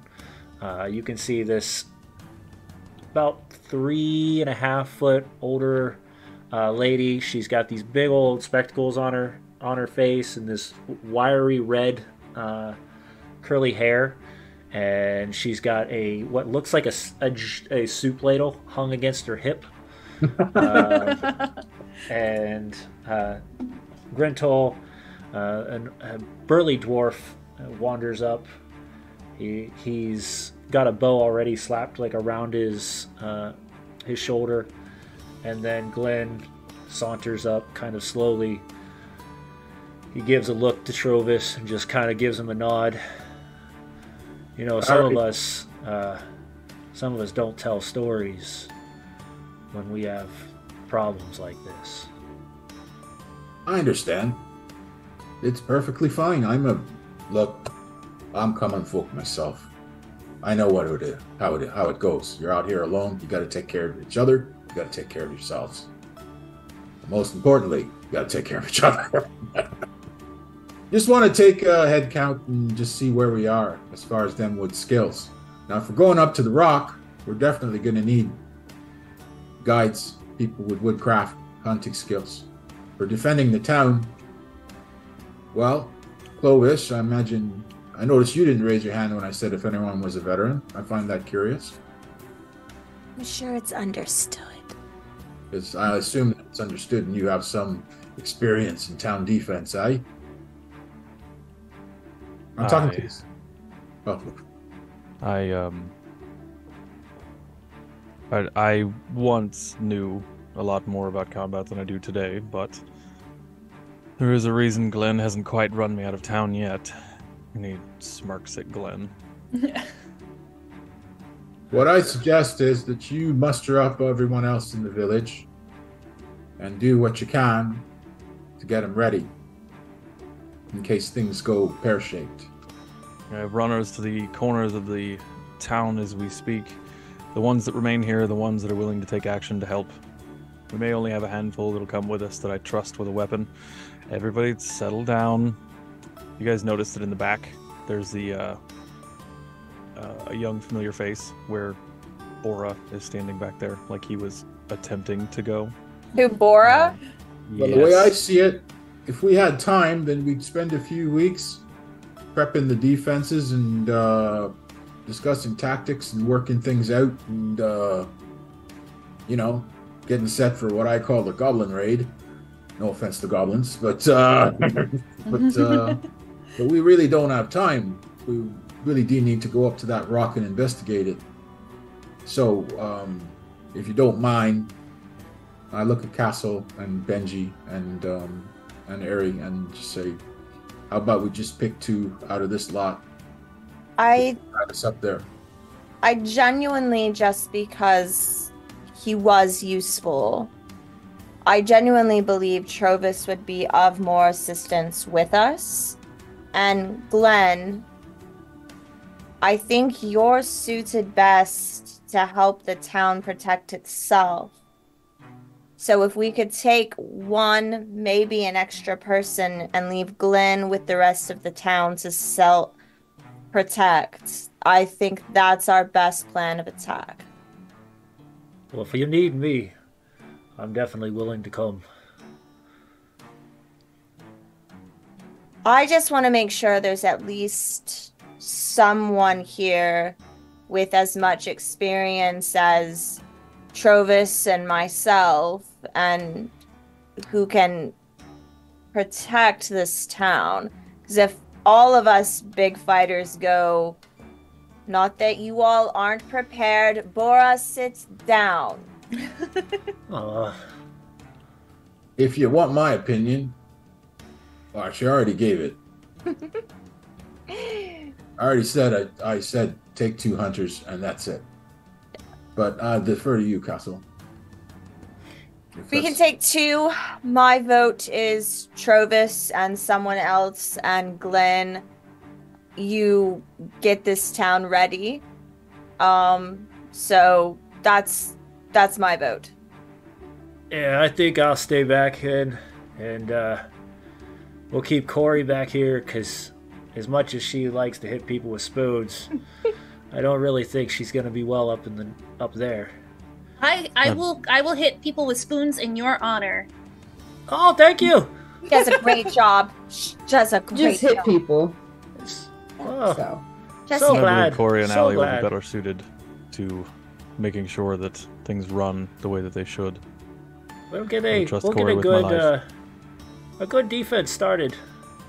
So we need one more willing and skilled. Bora, sit down.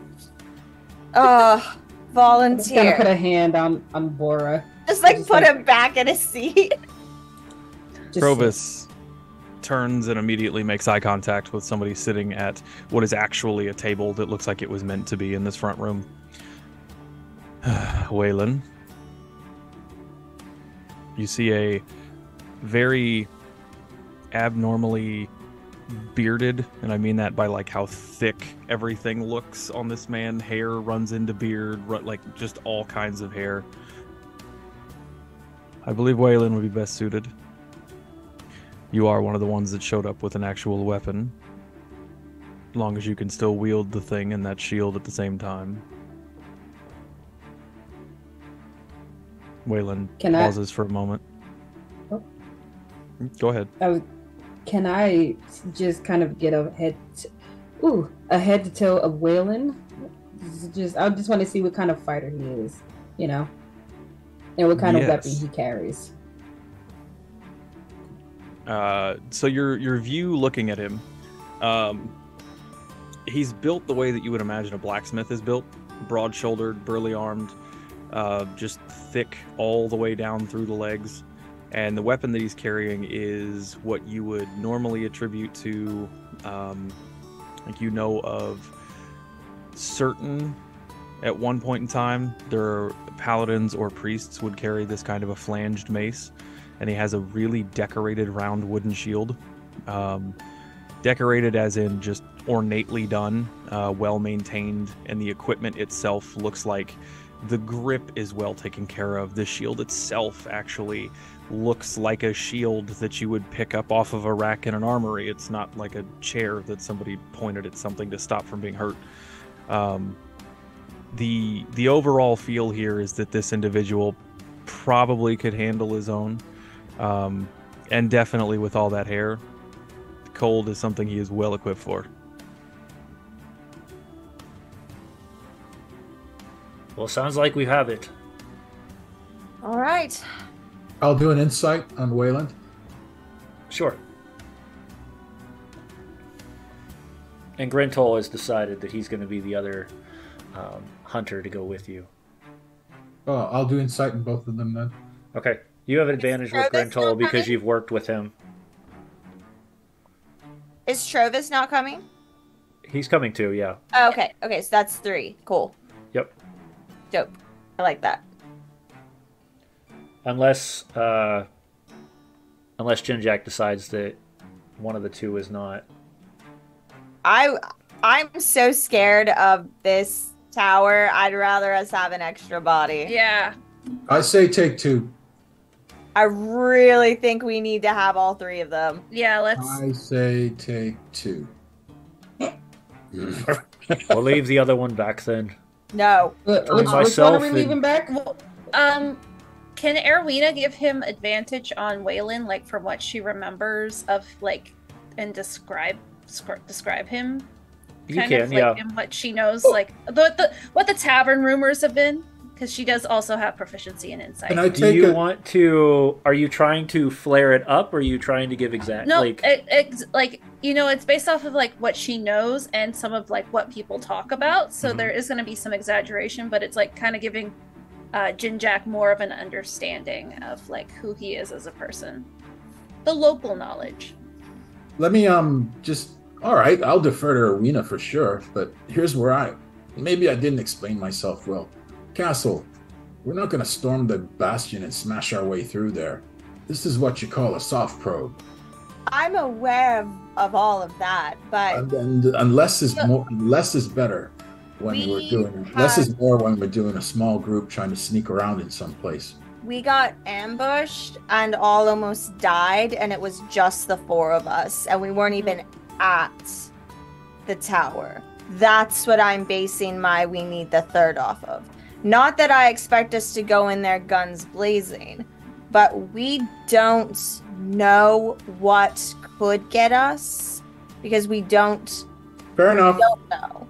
So Sure. I would rather us have more people than maybe we need, but also hold on. You can stop. I said fair enough. All right, take the 3. The dwarves got really big. Like really big. What got big? Like really big. Oh, the dwarves. Yeah, they Oh, got right. really Fair big. enough. Fair enough. I'm just explaining where I'm coming from. If you Yeah. no, I get it. we can Cool. we can agree to disagree, but 3 is fine. so as you notice, Trovis, Grintol, and Waylon all kind of stand next to you all. As they do, Finn kind of like peeks around the corner trying to look for Erowina. Oh yeah. Sorry. One moment. Yeah, okay. And then she'll like, Castle, I'm gonna go try and help my dad figure out where to go for information. Got it. Okay. And she'll politely, excuse me, like trying to not make a big deal about her leaving, but accidentally like leaving a wake of chaos in her way. So as you push and like Yeah. step over and Sorry, pardon me. Excuse me. Just gotta go take a quick 10 outside. so as the whole conversation is kind of filing down, and you start speaking to Waylon, Grintle, and Trovis. We're going to kind of go outside as Arowina and Finn are going to kind of look up at the stars. So as you hit the outside, the cold, and this has now been about, and it's funny because when you went in, it was still light, but it was just becoming the beginning of darkness. Now it is pitch dark. The only thing you can see in the town right now are the lanterns just kind of flickering. But the sky is covered in stars. It's a good night. Yeah. I don't remember the last time we've had such a clear night. Well, it's a good thing, because otherwise it's very hard to tell where the family's at. And he starts pointing to the different stars. He says, if that one is... And he kind of moves around. He's like, Kelvin's cairn is north. Okay, so that puts us star, belt, ring, there. And he points and he goes, it seems the family's probably close to Redwater at this point. Okay. It's a good week's journey south. Okay. I don't know if they're heading that direction, then that means they're circling the beginning of the migration. Okay.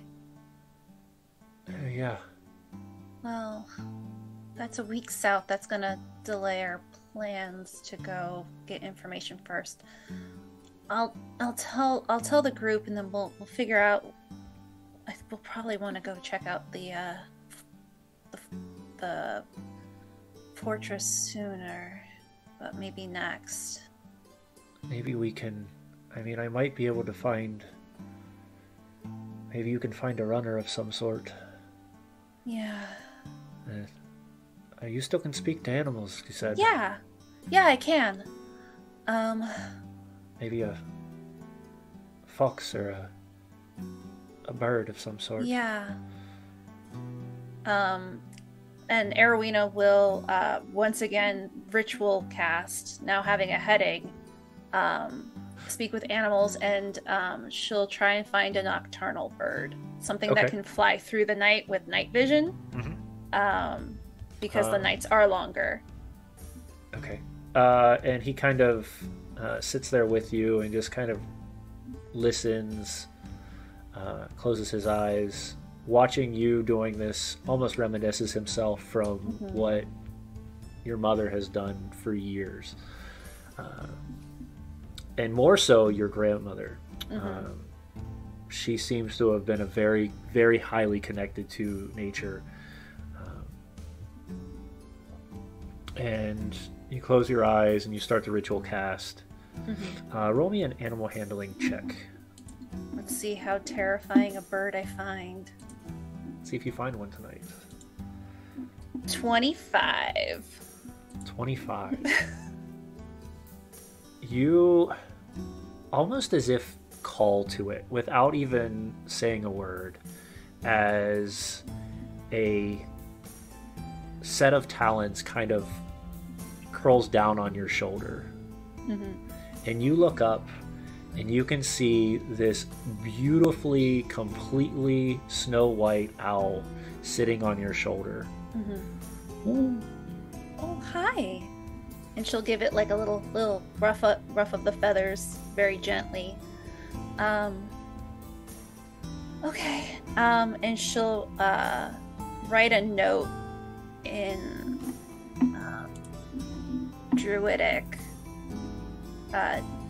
with her usual terrible handwriting,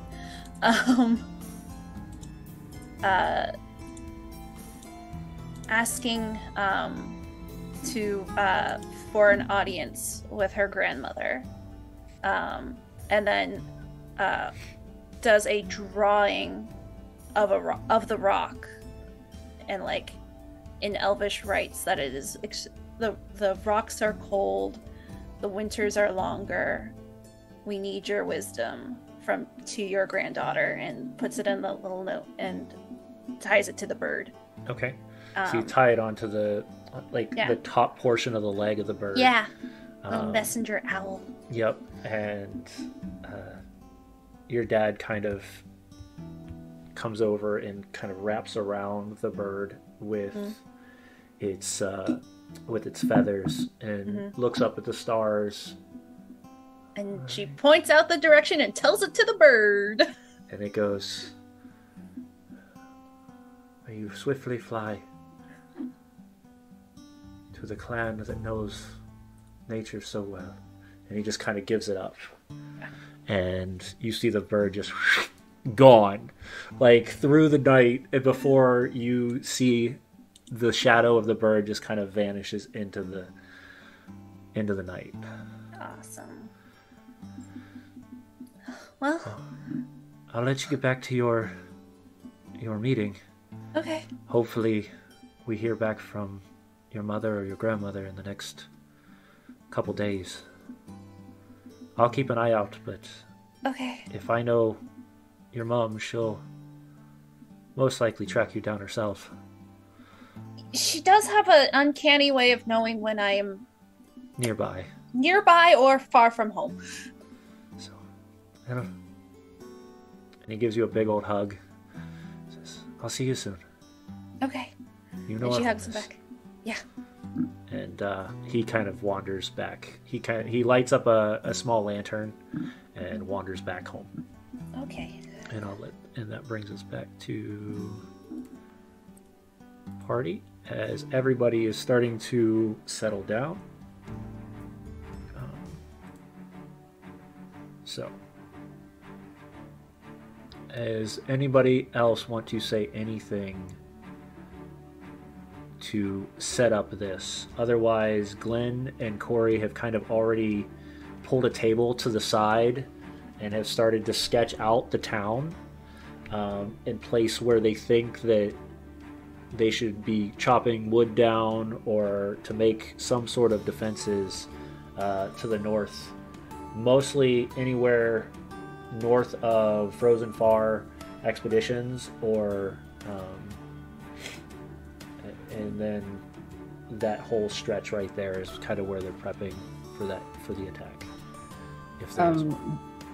Yes, I would like to pull Waylon outside. Okay. Because I if I recall correctly, he hasn't fought in a very long time. So I think I will ask Castle. Castle, you carry a shield, right? No. No. Do you have a Morning Star? Is that like? No, I have a blade. I asked Castle to borrow her blade. It's like a long sword. Yeah. Okay. I hand If it you over. need a shield, I have a shield, and it's like I will her take her serving tray, her serving tray shield. I just look at it. No, you keep Okay. I've got a proper shield. If that. you I think I'll be okay. Oh yes, that would be great. I just looked at Arwina. Not that yours wasn't, All right. yours was fantastic. And I will take the longsword, I will take the shield, and I will say to Waylon outside now. All right, I'm coming. One small point of order. I'm sorry to interrupt. I thought I had holy water, but I didn't. I looked it up because. All right. So at the moment, the scar. We'll say for this purpose, the scar is still there, but throughout the evening would be that moment where you would put the holy water on it and whatnot. So, thank you for letting me know. So as you step outside, Waylon kind of follows you out. So what's this about? You said you haven't fought in quite a while, right? I mean, in that way, yes. I mean, I was part of the guard for Bryn Shander for years, but decided to come down here for a little bit more of a quieter life. Okay, well, and he's not a hunter, right? No, he looks like he would be an actual like militia. Okay. I want you to give me everything you got right now. If you can make me bleed, then I just might, make sure you live when we go. Not that I would kill you myself, but somebody else kills you. Oh, I mean, are you sure? We don't need to really. I hate to injure you. With a little bit of pain, right? And just had a little bit of confusion. And I get into a stance with the long sword in my one hand and with the shield, and I just come at me. All right. And he will run at you. He won't run at you. He'll step forward. He doesn't fully grasp yet that you want him to fully attack, so he's going to just step forward a couple steps and swing with his short sword. +2. It's a 3. Natural 1. Can I sweep him off his feet? Yes. He just hits the ground with his head. Ugh. And he kind of scurries back up. Gets back into a stance. That'll get you killed. And I don't want that following me. So come at me, or I'll come at you. And at this point, he comes at you full swing. He'll drill one more time. 7. Easily, you kind of just knock it away. All right. Well, you stay close to the castle. Don't even come near me. And I push him out of the way. And I walk back in the house. Falls back into the snow. I just look to castle. I'm just like, shake my head. I give her sword back. I give Jinjak his shield back. And I'm like, Corey probably would have did better. And you watch as Waylon kind of walks into the room covered in snow. Just his head's kind of down, and he's got his sword sheathed and his shield kind of on his back at this point. And he finds a chair kind of to the back and just kind of slumps down in it.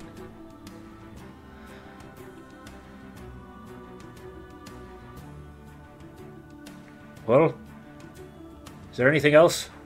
Or are we done with this meeting? And where are we meeting in the morning? I'd like to say a prayer. That's all right with everyone? It's all right with me. All right. I don't know if the speaker has an issue with it. Oh, sorry. Go ahead. I said I don't know if the speaker has an issue with it. I look around. No. I think we're all well on our way. Please, the prayer would be welcome. All right. I say a prayer to the Earth Mother for our health, safety, and success in our venture, and for the protection of the people in the village. And I'm not doing the rousing speech thing. This is just a straight up cleric thing. Okay. But I'll do performance just because. Right. And I will juice it. Okay. Just something for morale more than anything else. Sounds good.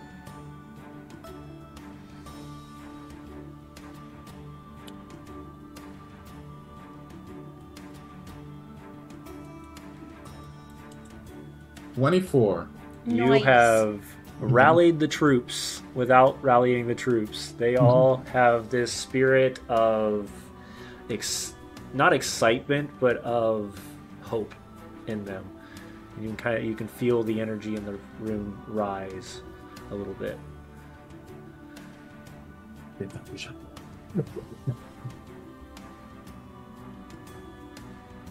So we'll meet you in the north towards the Frozen Far, and we'll go from there. right. I will like silently walk over to Castle, and I just whisper in her ear. I'm not gonna say this out loud. I'm just like, Waylon. I don't think he's the. He couldn't even hit me, and I gave him 2 chances. So I told him to stay next to you. Well, if he can't hit you, I would say that that's actually an honor. Yeah, I'm actually very easy to hit, actually.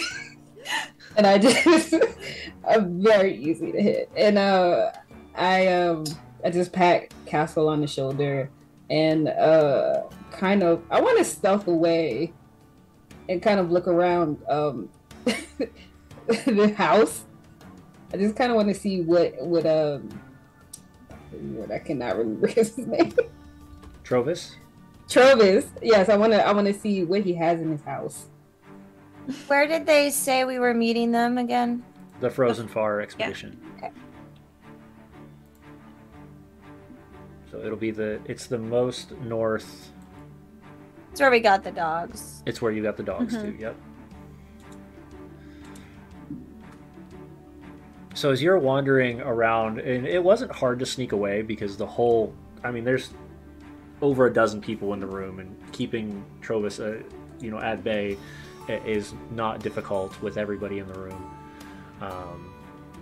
You kind of wander around, and you start to see interesting trinkets.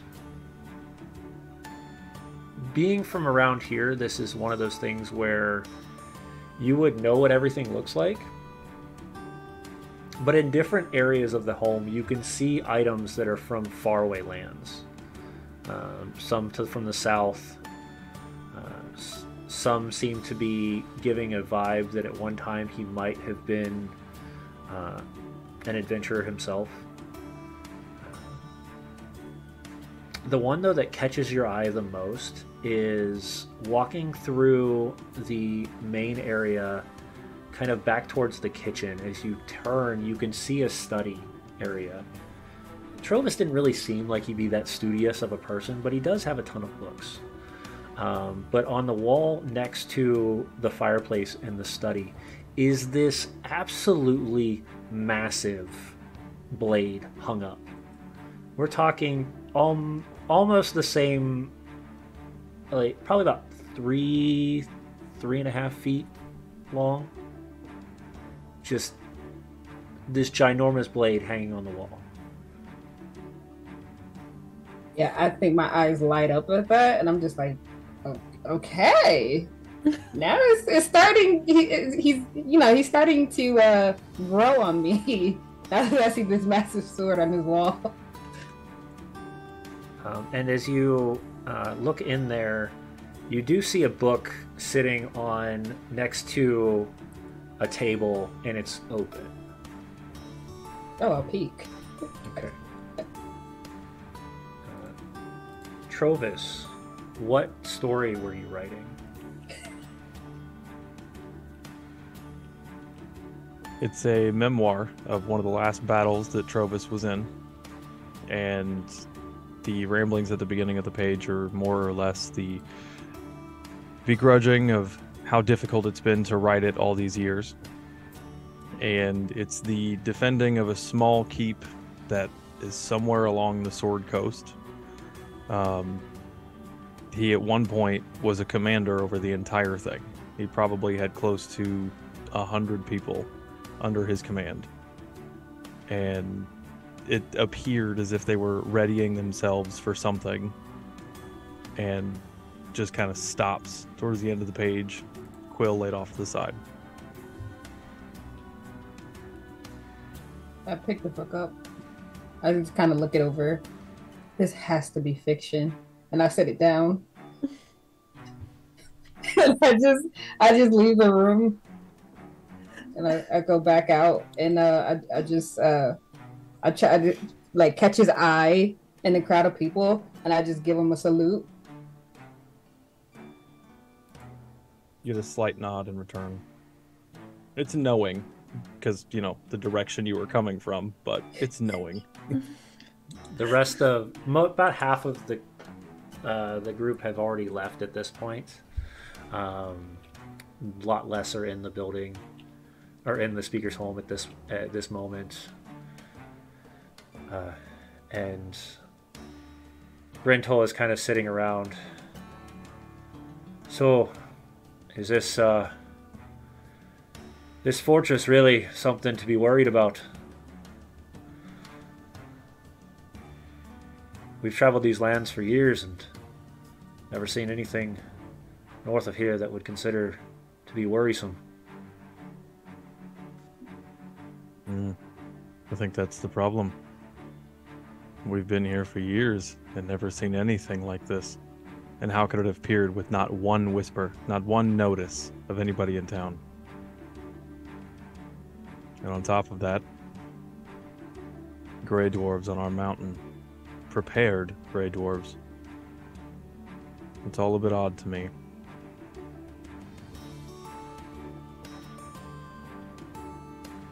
So we meet in the morning. Well, I don't know about you all, but I'm gonna go get me a good rest and ready myself. Same.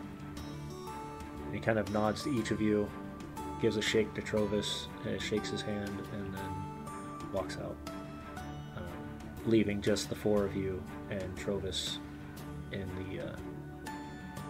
the speaker's home.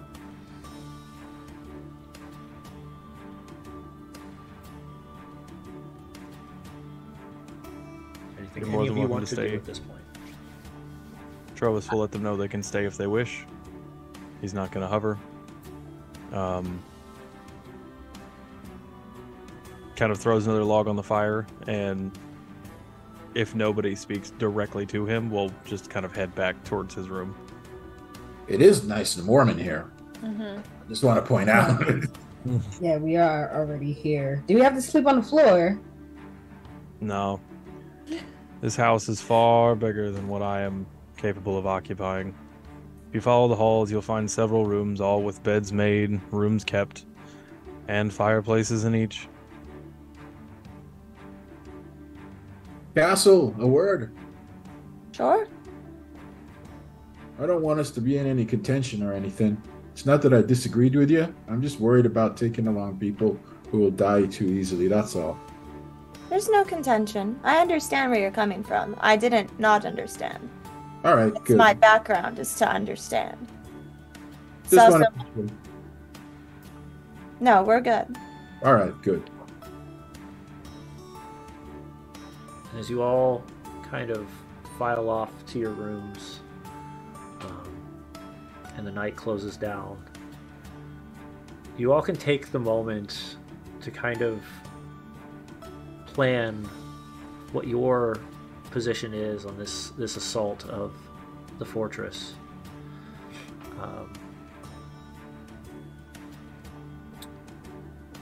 But as you all kind of settle down and are able to begin your rest, the entirety of the ground starts to shake. Oh, shut. A massive earthquake can be felt throughout the entirety of the speaker's home and beyond. And that is where we'll pick up next week. Thank you guys again for coming for episode 3 of Dress to Quest. It's so much fun to continue our story in Icewind Dale. Before we go, just a quick shout out to a couple amazing people that are helping us with this. First off, I'm going to give Chris his own little due for all these amazing artworks that, oh my goodness, he's so fast. As Trovis is now being crafted. We have Chris doing all the artwork, Nerdius Maximus doing all of our sounds at this moment, Sirenscape giving us the extra little bits that we need, and then of course D&D and GUI Cube giving us all the imagery that we need for our show. Of course, that doesn't mean that all of our players aren't doing an incredible job, so of course we're going to give each one of them their chance our two cosplayers their chance to tell us where you can find them. So, Torrance, you can go first. Yeah, guys, you can find me here on Twitch, TinyT14. I've been in the chat. You can also find me on the TikTok at the TinyT14. And yeah, just come hang out, game with me, sit at my table, have insanity in my TikToks, and we'll have a good time. Awesome. Alex? Hi. So I've been in the chat as well. My TikTok, or not my TikTok handle, my Twitch handle is The Bad Ideas, where we do a lot of D&D one-shots, usually for charity. Sometimes I'll game on there. But the best place to find me specifically is Wild Hearts on TikTok and now on Instagram. I'm going to try and manage 2 social medias. It's not going to go well. But I'm going to try. So if you're interested, that's the best place to find me. Awesome. And I am your game master for this season. I am Tabletop Misfits. You can find me over on Tabletop Misfits on Wednesday nights at 9 p.m. Eastern Standard Time, where we tell stories with guests every single week. We either tell their player story, their world story, or we give an interview. And of course, you will find all of us here on Gen Con every week at 9 p.m. Eastern Standard Time, 6 p.m. Pacific Standard Time, and as we continue our story in Icewind Dale. Until then, our story comes to a close, and it's time for us to say goodnight. Have a wonderful, wonderful week.